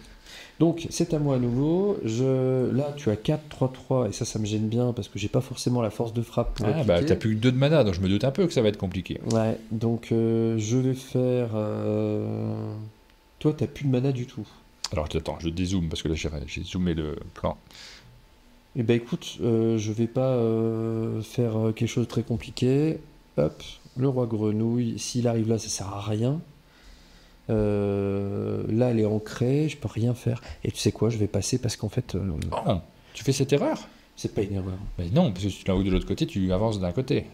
Bah, là, on est. Ah oui, on a égalité. Mais oui, mais oui. Mais pourquoi tu lui oui, dis? oui, Mais je pourquoi suis tu- bête. Mais, oh, t'es trop gentil. Bon, bah Ça voilà. accélérait le jeu, hein, de l'autre Ouais, côté. Mais tout bon. à fait, tout à fait. Bah voilà. Voilà, donc Tu ici, passes? toi tu vas avancer, pas moi. Moi, ici, je vais avancer, pas toi. Ouais. Pour l'instant, on est toujours un peu à égalité. Donc celle-ci, normalement, j'aurais dû mettre un jeton fugace parce qu'elle vient de ma réserve. Je l'ai Ouais. pas fait, mais elle coule pas de toute façon. Hop, elle va dans la défausse. Et là, c'est mon jeton qui s'en va. Alors moi, j'ai que 2 places dans ma réserve. Donc si jamais il avait fallu envoyer celle-ci dans la réserve, il aurait fallu que je fasse un choix sur celle qui reste. Ouais. Heureusement, elle a le jeton ancré, il n'y a que celle-ci qui part dans ma réserve, qui prend la 2e place. C'est Celui-ci, on enlève simplement le jeton ancré, il reste sur place. Tout à fait. Et dans la règle, du coup, il est indiqué que si vous avez plus de 2 cartes dans votre réserve, alors ça, c'est lié aux caractéristiques du personnage. Dans le set 1, dans le premier set du Oui. jeu, toutes les cartes ont là. Il est possible que ça change plus tard. Mais voilà, pour l'instant, on n'a toujours que 2 cartes maximum. Donc vous devez faire le choix. Donc ça peut être n'importe quelle carte que vous enlevez, mais vous devez en garder que 2 à la fin. On redresse notre mana, on tire des nouvelles cartes, on en Oh. choisit qu'on garde ou pas, et c'est parti pour un nouveau tour. Et là, ça va être une autre danse. Ah bon? Oh ouais. Bon, Moi, en 10, faut le temps que ça s'installe. Hein. toi le premier joueur. En plus, je suis premier joueur. Et j'ai pas réussi à prendre l'avantage, parce que normalement, contre Ordis, il faut essayer de prendre un avantage assez tôt dans la partie, parce qu'après, ça déroule. Hein.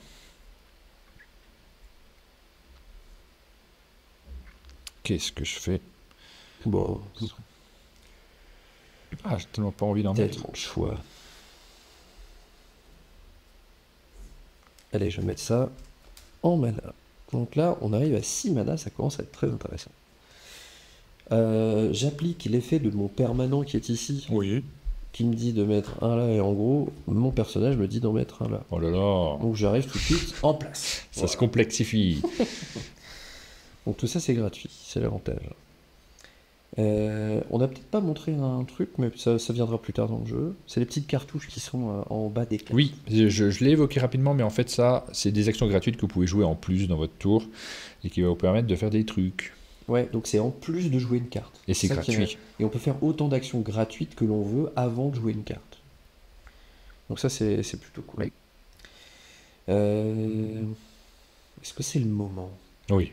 Ouais? Non. Non? Non. Bon bah non alors. Je vais jouer Jeanne d'Arc Ah, sacré Jeanne d'Arc. pour 4. Et je vais la Ça, placer ça sent les grosses cartes quand même. de ce côté-là. Ouais. Et elle va booster du monde, c'est ça? Alors non, c'est quand elle quitte la zone d'expédition, Ah oui. elle crée un jeton comme celui-ci dans chacune des expéditions. Donc quand elle part, des soldats restent derrière. Ok, t'as fait ça. Donc c'est plutôt pas mal. Ouais. Moi, je vais jouer une petite plante de ce côté-là. C'est un pignon pugnace Bon, qui vient de ce côté-ci, qui est assez fort, qui est ancré. Il ça, est vraiment faut très très que- fort. Il est ancré. Il arrive avec un petit plus 1 en plus, un boost qui est cool parce que comme il va le garder, hein, celui-ci. Hop.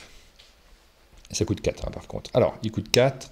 J'ai défaussé dans mon mana, je vous le montre. La version là, c'est la version rare. Il y a la version commune qui est là. C'est juste pour vous montrer. Hein. Je l'ai mis dans mon mana, donc je ne l'aurai pas en main. Vous voyez qu'elle valait 5. Elle avait un peu les mêmes effets. Elle valait 5. Celle-ci, elle est mieux. Elle est moins chère, donc j'ai gardé celle-là. Et l'autre, Exactement. je l'ai mis dans mon mana. J'aurais bien aimé la garder en main, mais il faut faire des choix. Et j'ai Tout à fait. besoin de mana. Donc maintenant, ça revient à moi. Je me demande si je tente un truc ou pas. Ouais, je vais juste faire ça. Et mon dernier roi grenouille, Ah. ici en support. On a Ampiflore qui suit bien, qui me dit attention à midi, il faut pas oublier de mettre le boost sur le champignon. Parce que à midi, il a un petit pouvoir, tu vois, c'est écrit là. C'est écrit Bon. parce que c'est une Il rare. fallait pas que je l'oublie. Et Merci je l'avais à oublié. toi Merci, d'avoir- merci, merci. C'était avant qu'on joue, hein, mais bon. Pas de problème. Donc voilà, moi je suis à 4-1-4. Et ben moi, je suis à 4-4-4. Mais bon.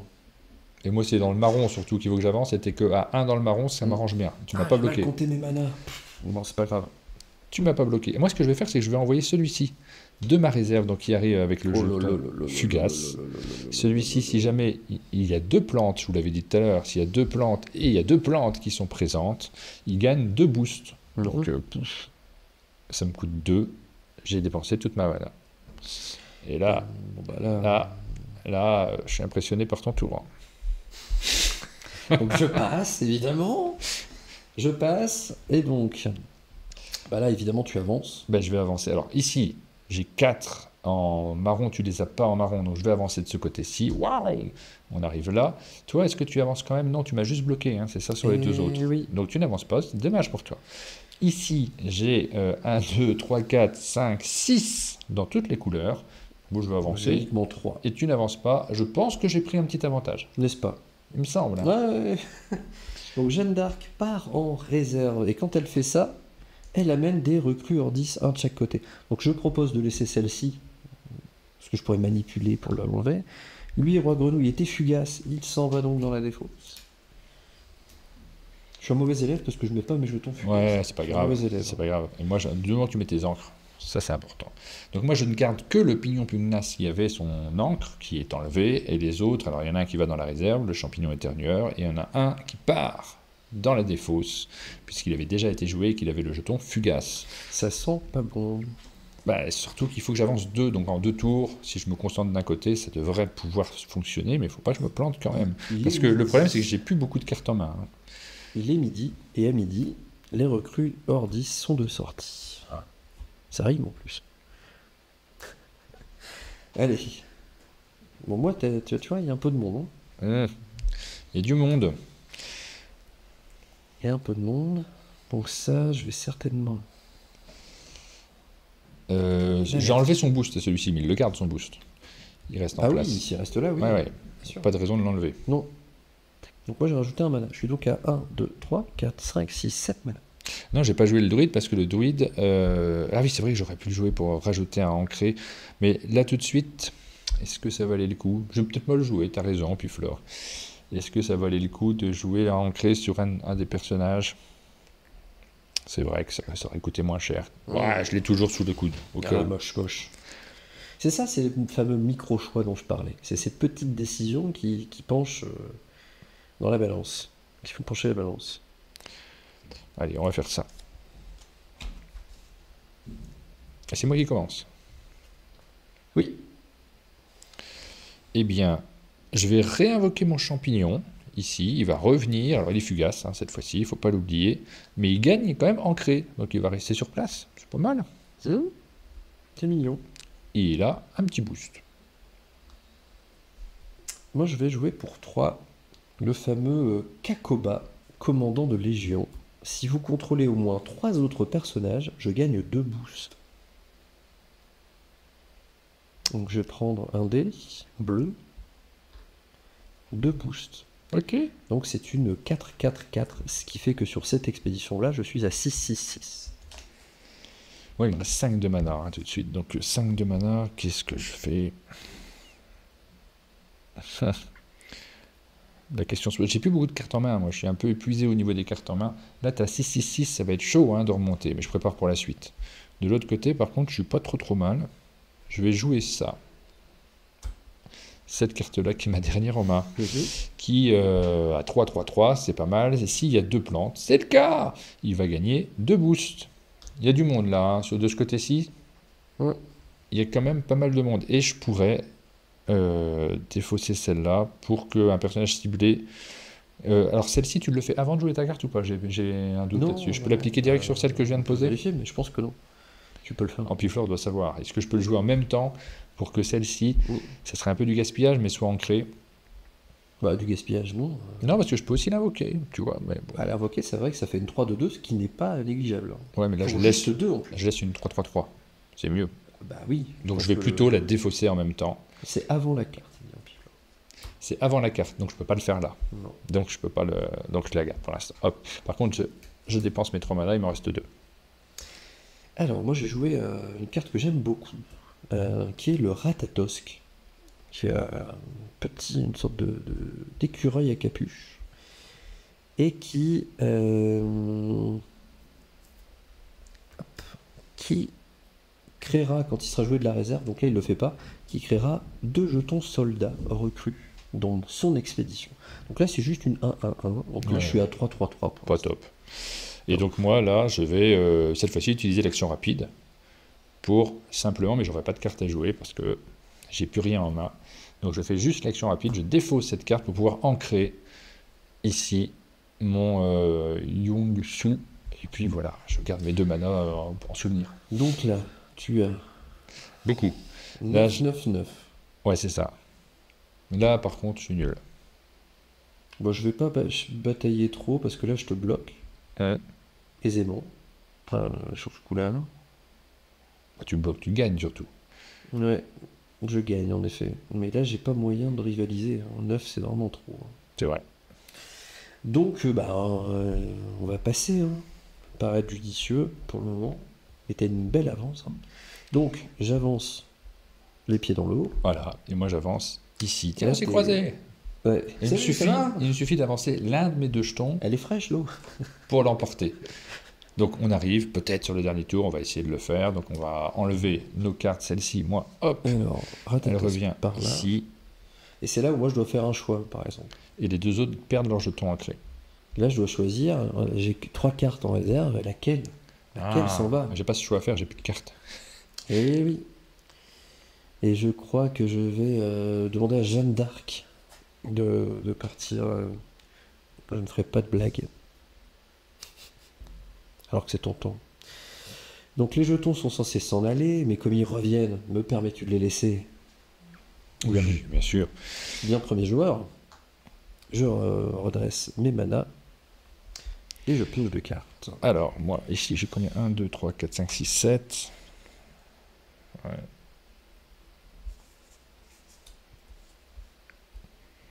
Ouais.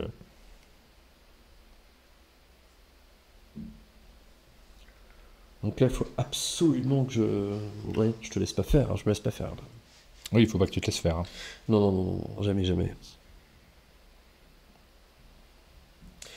On va...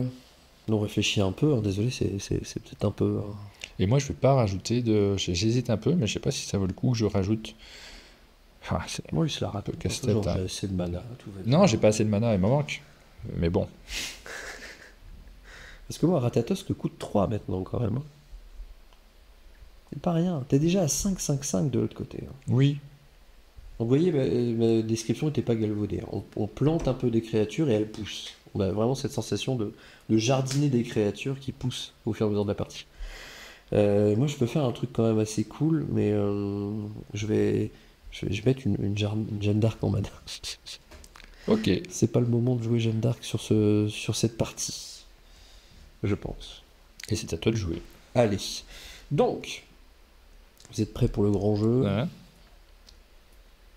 Je vais réinviter à la partie en mettant cette fois le jeton fugace sur mon commandant de la Légion pour 3. Et comme je contrôle au moins 3 autres créatures en personnage, gagne de boost. Donc là, je suis à 6-6-6. Pas mal. Moi, pour 4, je vais faire revenir celui-ci, le pignon. Ça va se jouer là-bas, on sent que ça va se jouer là-bas. Il gagne +1. Il est fugace et ancré. Tout va bien. Pour 3, je vais faire le saut adhésif. C'est un sort d'interférence qui est fugace, donc directement ça partira en défausse une fois l'effet résolu. Je peux choisir soit envoyer en réserve un personnage ciblé avec un coup de main de 4 ou plus. Ah ouais? Bon, tu vas pas faire ça. Si. Soit défausser un permanent ciblé avec un coup de main de 4 ou plus. Ça, c'est mieux. Ouais, donc je vais faire ça. Sur lequel? Non, bah non. Je vais enlever celle-ci. Ah ouais. Ouais. Ah là là. Donc elle va en réserve, elle gagne elle a rien de spécial. Elle n'était pas fugace, donc elle pourra revenir. Je suis à nouveau en supériorité. Je suis à 6-6-6, tu es à 5... Ah non, à 4-4-4. 4-4-4, ouais. Voilà, donc ça c'est défaussé. C'est un assez mauvais coup hein, quand même ce que tu viens de faire là, parce qu'il me reste 3 et je vais le réinvoquer, il est fugace cette fois-ci. C'est vrai? Ouais. Ah bah zut. Cette fois-ci il est fugace. Ah, j'aurais dû calculer ça. Il envoie 2 boosts si j'ai 2 plantes. T'es comment? Le mauvais play. Donc voilà. Mais l'autre, j'aurais pas pu, il y avait le jeton ancré. L'envoyer en réserve, bah, on aura enlevé le. On Oui, aurait enlevé le fugace, Ouais. donc ça revenait au même. ouais, c'est vrai. Ça revenait au même. Et si j'enlève là, bon, bah ça change Voilà. rien. Bon, par Donc, contre, j'ai tout dépensé. C'est pas ce que j'avais prévu, mais bon. moi, je me doute bien. Donc là, je vais faire ça, et là, je vais dépenser les deux qui me restent. Baroud d'honneur. Hein. Ouais. Chargé. Tous les personnages que je contrôle gagnent un boost. Pas mal. Donc ça fait 1, 1, 1, On a assez de jetons, ça, ouais. 1. Puis là, tu peux passer à 3. Et un. Voilà. Mélange de dés et de jetons. C'est ça. Ok. Donc là, Donc là, tu passes à 1, 2, 3, 4, 5, 6, 7, 8, 9. Mais moi, j'ai 3, 4, 5, 6, 7, 8, 9 aussi. bah oui, c'était ça l'effet de surprise. 3, 4, 5, 7, 8, 9. Ah bah oui, mince. J'étais C'est- fier. Je pensais que ça allait C'est pas suffire. fini en fait. C'est pas fini. C'est pas fini parce que là, j'avance pas et là, Et on j'avance se pas. bat Donc, tous les deux. j'aurais dû l'envoyer là, en fait, hein, le personnage. J'aurais Bah dû le oui. remettre là pour être sûr de l'emporter. C'est moi qui ai mal joué. Bien vu. Donc ça part en défaut, c'est parce que ça vient d'être joué. Là, tu te fais plus rien, là, j'imagine. Non. Bon voilà. Donc fin de tour, on redresse nos cartes. Ah oui, non, mais c'est un mauvais play de ma part. On met un peu de suspense dans la Ouais. partie. Et là, du coup, tu vas avancer Par contre, moi, oui, non, sur un j'avance. seul. Là, j'avance ici. Ouais. Donc j'avance là. Voilà. Ouais, c'est un bon tour. Et moi, surtout, je vais perdre celui-ci et je vais perdre celui-là. Et là, ça va être un petit peu plus complexe. Et ce qui est en me dommage, c'est que les concerne. recrues, en fait, mécaniquement, sortent à chaque fois du jeu. Donc les bonus ne restent pas. Oui. Pour, Là, vous voyez quelle est la subtilité. Hein. Et c'est de là. Donc ceux-là sont bons normalement. On va montrer quand même comment ça se passe. Lui, il était fugace en défoncé. plus. Donc lui, il reviendra pas. Il s'en va, il va à la réserve. Enfin, il va à la... Et moi, je suis en slip là. Ça va être plus compliqué. Hein. Bah, moi, remarque, je suis pas mieux loti, j'ai plus de cartes en main. Tu vois. J'ai tout joué pour éviter la situation de défaite. Donc là, non, j'en ai pas deux du coup. Ça, c'est parce qu'il y avait Jeanne d'Arc. J'en ai pas deux, j'en ai pas quatre, j'en ai que deux. Pas de tricherie. Oui.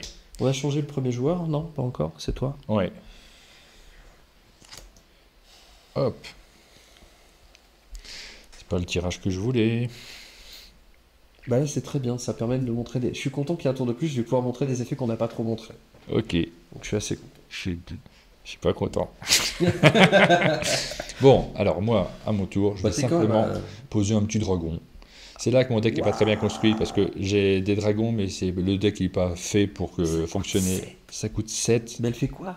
pas grand chose. Et pour avoir interviewé plusieurs fois du coup et discuté avec Régis, là ça y est, moi j'ai un effet de surprise. Je la connaissais pas cette carte. Ah, en fait, c'est ça qui voulait je l'ai en générer. rare. Elle est super en rare, je l'ai pas sortie. C'est vrai? Je suis un peu déçu. Et je peux la lire. J'adore. C'est ça vraiment.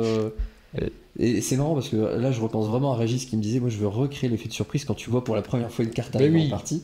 Et là on y est complètement. Elle est éternelle, au repos elle ne va pas en réserve. Ça c'est déjà cool. Bah, c'est cool pour l'avenir. Hein, mais Et bon. elle gagne 4 boosts. Et à midi du coup quand elle reste, elle gagne 4 boosts à chaque fois. Donc elle ne fait que grossir. Oui, après, si elle serait arrivée plus tôt, si tu veux, c'est là, tu génial. commencerais à tirer la tête. Hein. Elle arrive avec 4 boosts, plus 1, parce que ma première carte invoquée a un boost. Donc, elle vaut 5. Et là-bas, Très bien joué. hein. j'ai du 9 de ce côté-là. T'as 9 de ce côté-là? Oui. Mais c'est l'enfer. Non, ça va. Bah c'est chiant. Faut me contrer, hein, parce que sinon, je gagne. Je vais jouer pour 2 mana. Je vais jouer la scribe runique du monolithe, qui est une carte que j'aime beaucoup. Qui est Ah. quand elle est jouée de la main, si vous contrôlez un jeton, c'est le cas, vous ravitaillez. Donc on n'avait pas encore parlé de ce mot-clé. Ravitailler, c'est prendre la première carte du deck et la mettre en réserve. Bon, malheureusement, c'est une petite carte, mais imagine si j'avais un truc énorme. Une Bon. grosse carte qui permettait de faire plein de choses. Moi, il me reste 1, je vais juste faire un petit sommeil réparateur, parce que je suis un peu fatigué en ce moment. Un personnage ciblé gagne endormi. Donc, on va pas prendre en compte ces statistiques. Tiens, tu vois. Oh, Pas du tout. J'ai plus de mana, hein. Pour moi, c'est fini, j'ai tout joué là. c'est vilain. T'as tout joué? Ah bah j'ai peut-être un truc à faire que... Alors, il reste sur place, hein, du coup, ce personnage, il est endormi, il va pas disparaître, il revient, Ouais. il ne partira pas en réserve En fait, pour le prochain tour, mais par contre, on prend pas en compte ses statistiques Voilà. pour ce tour-ci, ce qui m'arrange bien, j'espère que c'est le dernier tour. Thématiquement, il dort jusqu'au Ouais. moment du crépuscule où on est censé comparer les valeurs. et il se réveillera après en disant ah il s'est passé quelque chose. Bah oui. C'est vraiment ça. Donc là je vais jouer encore un effet qui va te plaire beaucoup. Ah non, Bah, tu vas pas virer mon dragon. Bah si. Ouais, bah ça, le problème. Alors, Non en fait non, je vais pas virer ton dragon, je peux pas le faire, mais c'est juste pour le plaisir. Je vais poser ça, c'est saboter. Et saboter, ça Ouais. c'est pas un personnage qui est là, c'est quelque chose en entre réserve. guillemets, une carte. Qui bon, ça me dérange pas trop.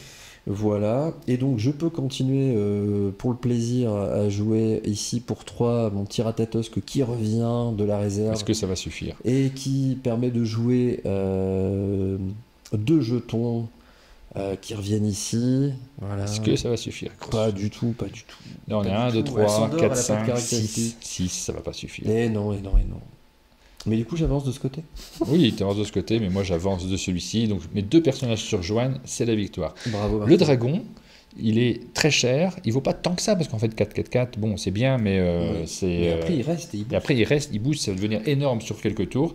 Par contre, il est fragile sur les sorts des adversaires. C'est-à-dire que les adversaires, quand ils vous lancent des sorts, peuvent envoyer une carte que vous avez dépensé 7, parfois pour une carte qui ne vaut que 3, vous pouvez la virer. Donc il faut s'en protéger. Heureusement, regarde, je te le montre, parce que tu Bah, n'auras j'avais peut-être ça, pas moi. l'effet de surprise. Si j'avais pioché juste celle-là, qui était la carte suivante de mon deck, le dragon, je le renvoyais à la maison. Regarde cette carte-là qui est le dragon en rare. Et du coup, l'illustration est pas du tout la même. Il y a des petites modifs là. Attends, on va grossir un peu, on va le poser Vas-y, sur la vas-y. table On met pour le montrer. l'un à côté de l'autre pour qu'on Ouais. compare. Et celui-ci, j'espère Ah, si, tirer si. celui-là. Celui-ci, alors il est un petit peu différent d'illustration Oui, des différent, rares, mais finalement. ça reste assez proche. Oui. Il est éternel toujours, mais en plus il est Coriace. coriace. Il est coriace en fonction du nombre de plantes que j'ai, c'est-à-dire que le coût de tes sorts sera Augmenter du nombre de plantes que j'ai posées sur la Donc, c'est table. pas Donc vous vous voyez, il voulez faut que j'ai jouer un ça. deck. Vous les avez vus, j'ai mes plantes, j'ai posé des plantes, et il faudrait que j'ai Si j'avais voulu jouer ça sur lui Ouais. et que tu avais par exemple 3 plantes, au lieu de payer 3, j'aurais payé 6. ce qui devient très compliqué de très cher à l'enlever. gérer. Donc là, c'est un deck qui se construit avec des plantes, avec des dragons. Il faut essayer de le choper, le dragon. J'en ai 2 quand même dans mon deck, donc je commence à l'avoir un peu construit. Et ça, c'est parce qu'on a ouvert des boosters et on a découvert des cartes qui fonctionnaient bien. Alors, c'est pas optimisé du tout pour l'instant. Je suis en train de partir dans cette direction. J'espère que ça va fonctionner. C'est le petit effet de surprise, effectivement, parce que tu connais les decks, mais celui-ci, tu l'avais pas Je vu jouer. connaissais pas cette carte. Ouais. Et c'est construit autour de cette carte-là. Ça va être la réflexion de ce deck vert. Essayer d'en avoir 3 du coup en rare. Ah, 3 ah oui, voilà. En rare, trois et peut-être rares. ou alors une unique parmi les 3. Et beaucoup de plantes autour Ouais. qui seront ancrées, qui vont rester sur place. Tout à Voilà fait. comment je vais essayer de construire ce deck. J'en suis au début, hein. On a ouvert 9 boosters, c'est pas énorme. Mm. Donc au tout début de la construction de ce deck-là, j'espère que ça va bien fonctionner. En tout cas, c'est une victoire. Tout à fait, bravo. Et ce qu'on peut démontrer aussi, c'est que là, tu as un deck qui a été modifié et amélioré. Et moi, je joue avec le starter tel qu'il est dans la Oui, boîte. et t'es Et pas loin vous de voyez, gagner. Hein. Et on était quand même. On s'est Oui, tenu parce un que peu quand même. Les decks améliorés au début, quand on a rajouté juste quelques cartes, sont parfois moins bons que les starters, oui, parce parce que qu'on forcément, fait des c'est pas erreurs. optimisé. Tout à fait. Il faut déjà avoir pas mal C'est buildé une chouette partie. pour y arriver. C'était plutôt chouette, et Ouais, j'espère carrément. que pour ceux qui ne connaissaient pas le jeu, vous avez eu... On a aperçu. On a pu montrer quasiment toutes les mécaniques. Ouais. Il faut Hormis avoir certaines, Prairie Prolifique, nous dit-on, pour jouer plus vite le dragon. Alors Prairie Prolifique, c'est une carte qui va permettre, je crois que j'en ai une, je cherche un petit peu, est-ce que c'est celle-là que j'ai? Parce que moi j'ai une carte qui me permet justement de rajouter, j'ai pas retenu les noms encore, hein, je les ai pas Bien toutes sûr. de tête, parce que là les champions ont les cartes de tête et savent exactement leur nom et leur fonction. Donc oui, après il y a une tête qui est idéale, que vous allez commencer à voir popper. Non, c'est pas celui-là que j'ai. J'ai une carte moi qui me permet de rajouter de la mana, c'est-à-dire que moi Ouais. je vais tirer de la mana, et toi aussi tu vas tirer de la mana. Les deux joueurs tirent de la je mana vois en très bien, plus. ouais, tout à Je sais fait. plus comment elle s'appelle. Et cette carte-là peut me permettre aussi de pouvoir sortir plus rapidement le dragon. Moi, j'ai juste montré parce qu'il y a des permanents en fait dans ce jeu. Et là, par exemple, j'ai pas eu la chance, je sais pas si t'as un zoom sur les cartes. Si, on peut Ici, ça. c'est là. Hop. Je suis bien. Ouais. Et là, par exemple, les permanents, donc c'est des cartes qu'on met sur le côté qui en effet, logiquement permanents. Là, c'est créer 4 jetons soldats recrues, distribués comme vous le souhaitez, dans n'importe quel nombre. Et si tu l'associes à celle-ci, qui dit lorsqu'un personnage rejoint vos expéditions, il gagne un boost. Donc, tu vois, en la jouant une fois, j'en ai 4, il gagne un boost. Et à chaque midi où je rajoute. Alors, c'est pour jouer seulement? Non, c'est quand il rejoint l'expédition. Donc, même à midi, quand je rajoute des recrues avec mon personnage, il gagne des boosts à chaque fois. Et donc là, ça devient un effet de je prends de la place sur le terrain et je m'installe d'une autre façon que ton deck. Et ça, c'est aussi assez intéressant d'observer ces différentes mécaniques. Alors, il est 12h30, on a déjà pas mal avancé. C'est vrai qu'on avait prévu beaucoup de choses pour cette vidéo aussi. On va quand même regarder, pour construire un tout petit peu, très rapidement, ce deck Ordis. Donc, on a vu les cartes que tu as jouées, on a vu le héros, et ce qu'on va faire, qu'est-ce qu'on fait? Est-ce qu'on regarde ce deck qu'on a ouvert, et ces boosters qu'on a ouverts? Je pense qu'on a envie de voir. Moi, j'ai envie de savoir ce on que a tu envie de as voir. Ou alors, parce qu'il y a une autre option, c'est qu'on fait une autre vidéo, par exemple, un jour qui vient, et on s'amuse à ouvrir des boosters. Avec on se concentre là-dessus. Aujourd'hui, on s'arrête juste sur la construction du très bien. deck, parce qu'en fait, je vois que l'heure avance. Et est-ce que ça vous dit, en fait, qu'on refasse un live demain ou après-demain vers... je ne sais plus où j'en suis en termes d'horaire, vers 11h, pour essayer de regarder d'autres cartes et puis s'amuser en ouvrant les boosters, parce qu'on ne sait pas ce qu'il y a dedans, ça, il y aura de la surprise. Oui, on va faire ça alors plutôt. Et là, on va juste s'amuser à construire un peu. Donc, ce que je te propose de faire, c'est de répartir les cartes ce que j'allais faire en fonction de leur valeur, pour voir un petit peu comment on peut construire à partir de celles que j'ai déjà tirées lors des précédentes ouvertures de boosters. Donc, moi, je ressors mon classeur. Parce que quand vous allez construire votre deck, vous allez à la fois vous poser la question de la rareté des cartes. On a dit que vous avez le droit d'avoir 15 rares, 3 cartes uniques. J'ai pas de unique encore en bleu. Donc on va pas pouvoir en rajouter ici. Et après, essayez d'avoir quand même des valeurs qui sont différentes. Parce que si vous avez que des cartes qui valent 5, votre début de partie va être très complexe. Donc là, on est en train de les étaler, on est en train de regarder leurs différentes valeurs. Tu es en train de les étaler. Et puis moi, à l'intérieur, je vais vous en sortir quelques-unes de celles que j'ai magnifiquement rangées dans ce classeur. Oh, il a fait ça bien. C'est ce petit plaisir d'ouvrir le classeur et de regarder les images et tout. Il y a un petit peu ce côté alors on avait, régressif de collection de cartes Panini, pour ceux qui ont connu dans les années. Elle n'est plus là... Marina était là tout à l'heure sur le chat et nous disait mais avec les cartes qui évoquent Disney il doit y avoir des problèmes de droit. Alors Disney souvent il s'inspire en fait de contes de folklore locaux. Ce qui fait que il n'y a pas de droit dessus. Et là par exemple moi j'ai une carte Mowgli en vert que j'ai pas joué encore, que j'ai pas mis dans mon deck, que j'ai tiré, qui est chouette, mais je la joue pas. Mowgli, c'est un personnage de Rudyard Kipling, c'est pas Disney à la base, donc ils n'ont pas les droits dessus, on peut les avoir dans d'autres univers. Sous adhésif, je la vois pas, les autres. Scribe, j'aime bien cette carte, Scribe unique. Et en fait, ce qu'on remarque tout de suite dans les cartes de démarrage, dans les decks de démarrage, c'est que on va pas avoir 3 exemplaires de chaque carte, qui, quand on débute un peu la construction de deck, fait partie de ces règles un petit peu, pour avoir ce qu'on appelle de la consistance dans le deck en traduction. La consistance, c'est quoi? C'est d'avoir cette capacité à être quasiment sûr de piocher les cartes qu'on a envie dans le jeu. Parce que si vous avez 40 cartes dans un paquet de jeu et que vous faites une partie, on n'a pas vu tout notre paquet pendant la partie. On a joué à peu près la moitié du paquet. Donc si on n'a qu'une carte, un exemplaire de la carte, la probabilité pour tomber dessus, elle est quand même très faible. Si on met 3 exemplaires de cette carte, la probabilité de tomber dessus augmente énormément. Donc c'est aussi ce qu'on essaye de faire. Celle qu'on veut, là, mon dragon, c'est peut-être le 3e exemplaire.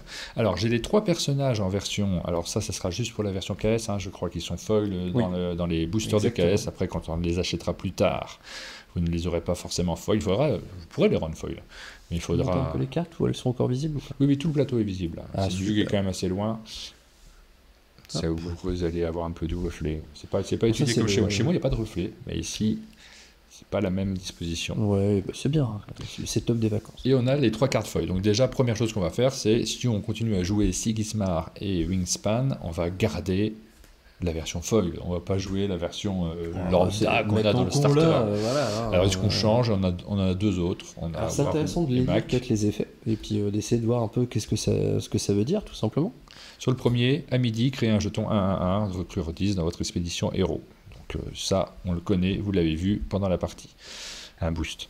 Sur Warou et Mac, à midi, si vous contrôlez au moins un bureaucrate, donc ça c'est des types de personnages. Oui. Alors par exemple, le roi grenouille est un bureaucrate, par exemple. Et on va avoir aussi... Dans le deck de base, il n'y en a pas beaucoup des bureaucrates. Donc là, c'est pour ça que, par exemple, on ne pourrait pas jouer ce héros à saut adhésif. Je me disais bien qu'il y en avait 3. Excusez-moi, je n'avais pas vu. Hop là. Et transporteur ordi, je sais qu'il y en a 3. Ouais, il est là. Il est un peu plus technique celui-ci. Alors si on a au moins un Très bureaucrate, technique. on gagne un boost, donc très bien. Donc ça c'est pareil que Sigismar et Wingsman, mais il faut contrôler un bureaucrate, donc c'est moins fort. Mais par contre, lorsqu'on joue un bureaucrate, on peut lui faire gagner endormi. Vous avez vu le endormi, la petite lune qu'on pose C'est sur la costaud, carte, ça endort le personnage, on ne prend pas en compte ses statistiques Pendant un tour. pendant un tour. Alors on se dit à quoi ça va servir Bah, d'endormir notre personnage? Ah bah ça va clairement servir à ignorer les statistiques et donc à... Bah, c'est juste, ça retarde, Ah oui, ça retarde. l'utilisation de ton personnage. Donc il faut avoir Oui. des combos qui s'adaptent Exactement. à ça, qui rendent ça utile. Là, tout de suite, comme ça, je vois pas trop, mais j'ai pas très étudié ce Bah, en fait, personnage-là. l'avantage, c'est que quand il est endormi, il part pas en réserve. Oui, donc il va Donc ça, rester le ça tour suivant. permet de C'est ça, programmer oui. les tours d'après. Ça permet de décaler, Donc effectivement. ces côtés, en fait, C'est là, ça peut oui, être t'as thématique, raison. c'est bureaucrate, c'est j'envoie un ordre de mission à telle créature, mais c'est pas tout de suite, ça sera après. Oui, oui, donc ça permet de renforcer le futur tour. Ce tour-là, en fait, C'est ça. on s'apprête à le perdre, mais le prochain, normalement, ça sera Et si plus par fort. exemple tu as des permanents qui donnent un effet de boost, par exemple retardé, ou tu attends d'avoir la bonne carte, en fait ça te permet de dire tiens, je la mets maintenant, mais je la boosterai tout à l'heure, ou au tour d'après, ou encore après. Voilà, puis il y a les effets des cartes qu'il faut regarder. Et en fonction des effets des cartes, effectivement, il va se passer des choses. Ampiflore nous dit que les bureaucrates, on peut faire des effets passifs qui sont aussi actifs lorsque les personnages sont endormis. Et le dernier personnage, c'est Gulrang et Toxin. Donc ça, tout à fait. Lorsque vous créez un personnage, il gagne un boost. Donc là, c'est pareil que le personnage que j'ai joué moi dans la partie. Donc on est sur un pouvoir, mais on a en plus similaire, mais en plus on a, si vous avez au moins 8 orbes de mana, les jetons boostés que vous contrôlez ont défenseur. Ouais, ça c'est fort ça. Alors 8 orbes de mana, ça arrive pas tout de suite dans la partie, Non, ça prend un c'est certain long. temps. Il faut vraiment. Et du coup, il faut jouer des cartes. Moi, pour l'avoir testé à l'avant-première il y a très longtemps, c'était le deck le plus dur à jouer. Oui, Parce que justement, il faut être en capacité non pas de gagner les expéditions, mais d'empêcher qu'elle avance. Donc on essaye d'atteindre une égalité aux expéditions en gérant au mieux nos ressources pour que justement l'autre n'avance pas, mais nous non plus, jusqu'à ce moment fatidique où on a enclenché le défenseur. Et du coup, c'est en fait l'effet défenseur, c'est les expéditions ne peuvent pas avancer au crépuscule. alors on a un plus fort qui nous dit que Waru était considéré comme un des meilleurs héros à Tout à cause fait. de la carte Robin, notamment parce qu'il y a une des cartes les plus Robin des recherchées Bois. en fait. Hein. Robin des Bois, On la voit échanger sur les. Moi je l'ai Mm. pas, donc je peux pas vous la montrer. Dans Non, les premiers je boosters l'ai que pas j'ai encore. ouverts, j'ai pas trouvé de Robin. Et on verra hein, sur les 3 displays si jamais j'arrive à en trouver à l'avenir. Oui. On Il espère. t'en quand même. faudrait 3 pour avoir la consistance, à l'idéal. Oui. Mais après, on peut aussi jouer à avoir un seul ou deux d'exemplaires, et ça rend les parties un peu uniques. C'est que quand la carte que tu veux, elle n'existe qu'en un exemplaire dans ton deck, sort, la partie devient un peu mémorable, forcément. Alors on va regarder les trucs qu'on a en plus. Quelle carte va-t-on jouer? Tu veux Tiens, rester je pose sur... là. Oui, c'est plus simple sur que les le- gens sur l'ont suivi. Sigismar Restons sur Sigismar. Donc Sigismar, on rappelle, à midi, il crée un jeton soldat 1-1 du côté expédition du héros. Donc en fait, on peut jouer sur les cartes qui disent que si vous contrôlez d'autres cartes ou qu'il y a autant de personnages, ça peut être boosté. On va regarder un petit peu les effets qui existent dans ce que tu as. Et là, c'est bien, c'est que tu as Il y en a pas quelques-uns quand trop même. de cartes et on va pouvoir expliquer Oui, aussi parce que sinon quelque ce chose. serait très très long. Hein. Ouais. S'il y en a Ouais, énormément tout de de suite, cartes. comme ça, on gêne pas trop, mais on va pouvoir d'abord lire. Ce qui est intéressant qu'on n'a pas encore expliqué, c'est le côté transfuge Oui, alors c'est des cartes qui viennent d'autres Factions. factions. qui apparaissent en format rare. Oui. Par exemple, celle-ci est une carte Izmir. On peut les repérer dans la référence, il y a un petit F, F. qui est indiqué. Et donc là, c'est un pouvoir c'est une carte clairement avec une illustration. Mais là, on a bien l'icône Ordis, donc légalement dans un On deck. peut la jouer. Et ça permet de mélanger sans avoir cette complexité parfois de première approche. En fait, la première approche est très simple. Vous jouez une faction, point. C'est ça. Mais vous avez quand même des cartes des autres factions qui peuvent interagir et nécessairement vous allez pouvoir les chercher. Elles sont très prisées ces cartes-là de ce fait puisqu'elles permettent d'amener et de la diversité et de la surprise Exact. dans les parties avec vos adversaires qui peuvent s'attendre à des effets surprenants. Alors c'est limité à 15, parce que comme elles apparaissent en rare, de toute façon, Tout à fait. ça ne va pas remplir votre deck non plus. On a un grand projet, alors c'est une carte qui vaut 6, on va regarder cette carte. Qu'est-ce qu'elle nous fait cette carte 6? Elle est Corias 2. Donc, Ça c'est pas mal, ça va augmenter son coût c'est ça. pour les sorts des adversaires, ça va augmenter le coût des sorts des Plus adversaires. difficile à détruire dans ce Ouais, cas-là. exactement. Et là, à midi, l'expédition ciblée avance d'une région. très costaud. C'est incroyablement fort. Tu as envie de jouer ça. Clairement.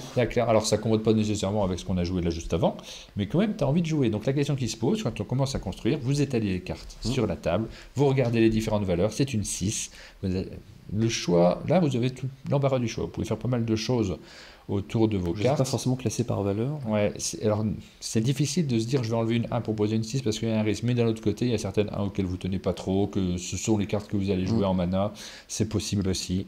La question se pose. Il n'y a pas beaucoup de cartes très fortes, hein, je vois, dans ce deck de départ. Et justement, ça peut être intéressant d'aller ajouter par exemple une Athéna. Qui est pas la plus performante, mais quand même. Alors, on va la poser sur la table. La Athéna. Athéna, en fait, si vous contrôlez au moins 2 autres personnages, ce qui arrive fréquemment parce qu'on met des jetons, du coup, j'arrive plus à lire le texte, Pardon. Je gagne 2 boosts, donc c'est-à-dire qu'elle deviendrait une 5, 6, qui est quand même costaud. Et si vous contrôlez au moins 2 autres personnages, quand elle est jouée de la réserve, je perds Fugace. C'est-à-dire qu'elle reste. C'est-à-dire qu'on va la jouer d'abord une première fois, elle va gagner ses boosts, elle va s'en aller en réserve, et normalement elle gagne Fugace. Mais comme on a encore 2 autres personnages, les jetons, quand elle va arriver, elle perdra Fugace. Donc elle va rester, de fait, et quand elle va repartir en réserve. Donc elle peut faire des allers-retours, mais il faudra la payer 3 quand elle reviendra. Donc ça peut être intéressant. Oui. Et surtout si on rajoute des cartes, alors je sais pas si tu en as encore, mais par exemple, moi je trouve que la carte qui est juste derrière, chargé, qui est un sort, les personnages que vous contrôlez gagnent un boost. Donc ça coûte que 2 ce sort. Donc là il y en a déjà 3. Je sais pas si tu as la chance d'en avoir un en rare, si elle est liée. Un chargé, alors attends, j'avais un petit peu non, je n'ai qu'une grenouille derrière. D'accord. Et ben sinon, ça aurait pu être intéressant par exemple de dire un chargé boosté qui booste plus encore les créatures déjà posées, enfin les personnages déjà posés. Donc ça c'est une option sympa, en carte un peu plus chère. Après le défaut c'est si tu la pioches tout de suite au début et que tu n'as pas de mana, tu seras tenté de la mettre en mana au lieu de la garder en main dans ton jeu. On va regarder le nombre de cartes rares qui sont présentes dans le deck de départ pour essayer de voir combien on peut en rajouter, parce que c'est vrai qu'on va essayer d'aller vers le 15. En fait, un deck de starter à 30 cartes, vu que c'est pour démontrer comment fonctionne le jeu. Et du coup, il y a beaucoup moins de rares que possible. Et en fait, on peut très bien garder toutes les cartes qui sont là et en rajouter si on veut. Mais la chance de tomber dessus sera, pour avoir un deck entre guillemets légal, donc qui est un deck de 39 cartes plus le héros, on pourrait en rajouter techniquement 9. Oui, c'est vrai. D'ailleurs, nous on joue pas en deck légal, hein. On c'est minimum, quoi. En fait, dès qu'on construit son paquet, donc en dehors du starter, c'est minimum 39 cartes avec le héros. Donc là, on en a 1, 2, 3, on peut en rajouter, il n'y a pas de problème, 4, 5, 6, 7, on a 7, j'ai l'impression, j'aurais peut-être loupé. On a 7 cartes rares, donc on peut rajouter facilement. Donc clairement, cette Athéna, on peut la rajouter. On a envie de rajouter ce grand projet. Là, dès le début, on va pas le construire de manière admirable tout de suite, parce qu'on a très peu de cartes, mais on vous montre les réflexions. Simplement, le but, c'était pas vous de montrer un bon deck, ça vous allez trouver plein de choses sur Internet. Le but, c'est de vous montrer les réflexions qui se posent quand on veut rajouter des cartes. Est-ce que tu vois d'autres choses? Ozma, je pense que comme on peut rajouter des rares, autant en profiter. Ozma, en fait, si vous contrôlez au moins 3 autres personnages, ce qui peut arriver en jouant bien les jetons personnages, on pioche une carte. Ça, c'est quand même un pouvoir qui est très cool. Plus on a de cartes en main, on a plus de choix à la phase où on peut rajouter des cartes en mana, de dire celle-là, je voulais la garder, mais je suis pas sûr. Si on a une carte en plus, ça permet de laisser une place en mana possible au début de tour. Et après, ça permet aussi justement d'avoir une possibilité de jeu supplémentaire, qui est la fameuse carte qu'on attendait. Donc piocher, c'est un vrai avantage, parce qu'on a moins de choix dans un tour, et des fois on a du mana et on n'a plus de cartes à jouer. Ça peut arriver quand on débute. Donc ça peut être intéressant. Ça peut être intéressant à rajouter. On est en train de rajouter des cartes, là on build pas vraiment très très fort. Effectivement, on pourrait remplacer des choses. Là, justement, là, par exemple, l'espionne là, on a 3 espionnes hordistes. Alors regardons celle-ci est en rare, donc on a déjà une. Donc on va en remplacer une qui n'est pas rare. Forcément, on est obligé, puisqu'on a le droit à 3 fois le même nom de personnage. Maxime. Donc j'en enlève un et je rajoute celle-ci. Alors comparons les deux, pour vous montrer pourquoi ça vaut le coup de l'avoir en rare. Celle-ci, elles ont toutes les deux le même pouvoir. Elles ont toutes les deux la même valeur et les mêmes coûts d'invocation. Par contre, celle-ci, elle a saboté. Vous pouvez défausser une carte d'une réserve. Je crois que tu l'as fait tout à l'heure. C'était avec celle-ci. Tout à fait. Dans la version rare, on peut cette fois-ci également à son tour utiliser la carte. On crée un jeton dans l'expédition. Donc là, ça vient renforcer ce qu'on s'était dit justement. C'est-à-dire que là, par exemple, Athéna nous disait que si vous contrôlez au moins 2 autres personnages, je gagne 2 boosts. Et donc, en jouant ça de la réserve, parce que là, il y a la petite icône jouer de la réserve, on créerait un personnage qui permettrait d'atteindre cette condition pour Athéna. Donc, en effet, dès que vous avez en fait des cartes... Ah, j'ai pas mis les vidéos, je suis bête. J'ai fait une petite pause de vidéo, mais voilà. On vous les explique de toute façon. Celle-ci, oui, aussi. On va terminer avec cette carte-là. On ne build pas vraiment, hein, on vous montre comment ça fonctionne. On va réfléchir à tête reposée, évidemment. Puis on manque encore 2 cartes pour pouvoir faire quelque chose qui nous convainc complètement. Mais c'est très bien pour débuter, en fait, de rajouter 2-3 cartes. Parce que quand on rajoute trop d'un coup, à la limite, tu vois moins les effets. La carte Easy Talk, puisqu'on a justement une question qui est posée sur le chat à propos de cette carte-là, puisque, alors je retrouve, c'est Essiol qui demande à Ampiflore, qui s'y connaît très très bien, je n'arrive pas à trouver la carte Easy Talk forte, je ne comprends pas ce qui la rend forte, elle vaut 6, celle-ci. Donc effectivement, gros coup, on se doute qu'il y a un usage qui est intéressant.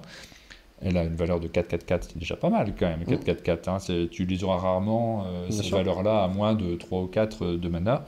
Et ensuite, son pouvoir, votre autre expédition et l'expédition qui lui fait face ne peuvent pas avancer. Ouais.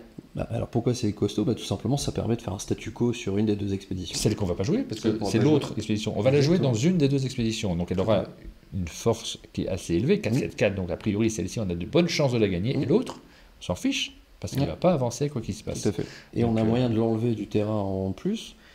Ici, quand elle est en réserve, après qu'elle est partie en réserve, on peut soit la rejouer pour 6, soit on peut choisir de piocher une carte tout simplement. Donc c'est très costaud. En fait, c'est un petit couteau suisse intéressant. Exactement. Alors, c'est des cartes qui sont dangereuses, celles-ci, parce qu'elles vaut 6, donc elles ne sont pas à l'abri d'être éjectées par un sort. Évidemment. Donc ça, c'est toujours complexe de tout mettre sur la même carte, mais d'un autre côté, si elle reste en place, si jamais vous réussissez à l'ancrer en plus, ça peut clairement faire pencher la balance. C'est des cartes qui font gagner la partie, avec le risque effectivement de leur coût très élevé, et faudrait qu'elle ait coriace, là ça serait parfait, peut-être qu'elle vaudrait 8. Donc voilà pour cette carte-là. Et j'ai vu que tu avais... Oui, mais pour 6, l'autre peut jouer plus fort que 4-4-4. Oui, possiblement, effectivement. Oui, mais sans l'effet de blocage d'expédition. Exactement. Donc les pouvoirs, il faut les jouer à bon escient quoi qu'il arrive. Il n'y a pas de cartes qui sont ultimes. Ça, et heureusement, parce que ça serait la catastrophe. C'est modal ou contextuel, comme on dit. Donc là, vu comme ça, effectivement, il peut y avoir des contres. Et puis après, il y a peut-être des cartes qui sont moins fortes que d'autres. C'est aussi des jeux qui s'équilibrent en fonction des choix des joueurs. Si une carte est moins forte, clairement, vous allez moins la jouer, ça paraît logique. Après, c'est toujours pareil dans les jeux de cartes à collectionner. En fait, ça dépend avec qui vous jouez. C'est-à-dire que si votre objectif, c'est d'aller faire des compétitions locales avec des gens qui y jouent pour gagner clairement des lots, des tournois, tout ça, évidemment que là, vous allez chercher une performance dans votre deck. Mais vous pouvez aisément tenter d'aller regarder. J'ai envie de regarder ce qu'il y a dedans, mais on regardera ça la fois prochaine. Je les ai pas regardés, je les ai juste scannés. Donc, ce que je propose, c'est qu'on se retrouve à un autre moment. On vous dira quand. Suivez nos réseaux sociaux. On va ouvrir des decks, parce qu'en fait, c'était long ce qu'on a fait. Là, il est 12h48, on a passé pas mal de temps. En réalité, il est temps d'aller manger. Donc, on se reprend un petit moment pour ouvrir des cartes alterne. On fera ça un autre jour. On sera peut-être plus nombreux d'ailleurs. On verra comment on s'organise. Et on espère qu'on vous a, notamment ceux qui ne connaissaient pas le jeu, qu'on vous l'a dégrossi d'une certaine manière, que vous avez compris comment ça fonctionne, que vous n'en n'avez pas peur. Parce qu'en fait, ce type de jeu, on en a un petit peu peur au départ. Il y a l'aspect financier qui rentre en compte, et ça, on ne va pas le cacher, c'est des jeux qui coûtent cher. Et encore que si on arrive à se restreindre, entre guillemets... Ça ne va pas. Non mais, on peut jouer qu'avec le starter. Moi, j'ai d'autres jeux de cartes à collectionner que je ne joue qu'avec les starters, comme si c'était une sorte de jeu de société. Oui, bien sûr. Et j'arrive à dire, non, pas celui-là. Mais j'aime bien y jouer une partie comme si c'était un jeu à 2 joueurs, en fait. Par contre, là, on a bien vu que le jeu est très accessible en termes de règles de jeu, de gameplay. C'est vraiment très accessible. Et surtout, alors moi, c'est un truc qui est important pour moi, vous n'êtes pas perdu sur les mots-clés. On n'a pas tant que ça, des mots-clés. Ils sont compréhensibles et en plus, ils sont toujours expliqués sur les cartes. C'est-à-dire que vous avez entre parenthèses l'explication du mot-clé, là, sur les cartes qu'on a au départ. Donc, c'est. Il y a des petites cartes dans les starters avec les petites aides de jeu. Il y a un petit livret de règles rapides. Donc, il y a ce qu'il faut pour démarrer. Et puis après, l'aspect de collection, là, si vous êtes très Star Wars, vous allez partir sur Star Wars Unlimited. Si vous êtes très Disney, vous allez partir sur l'Orcana. Et si vous êtes très sensible aux illustrations. Non, mais ils sont chouettes aussi dans les autres jeux. Mais moi, celui-là, en effet. Celui-ci, je suis très. On en parle peu, mais en France, il y a Flesh and Blood qui est très bon. Je connais moins celui-là. Je Je pourrais te montrer des cartes tout à l'heure si tu veux. Avec plaisir. Allez, c'est la fin de cette émission. Vous donne rendez-vous tout à l'heure pour les lives avec les éditeurs qui vont se succéder parce que le sommet des jeux continue. Et puis, on vous souhaite, ceux qui n'ont pas mangé, comme c'est notre cas, un bon appétit. Merci à tous. À bientôt tout le monde. Salut.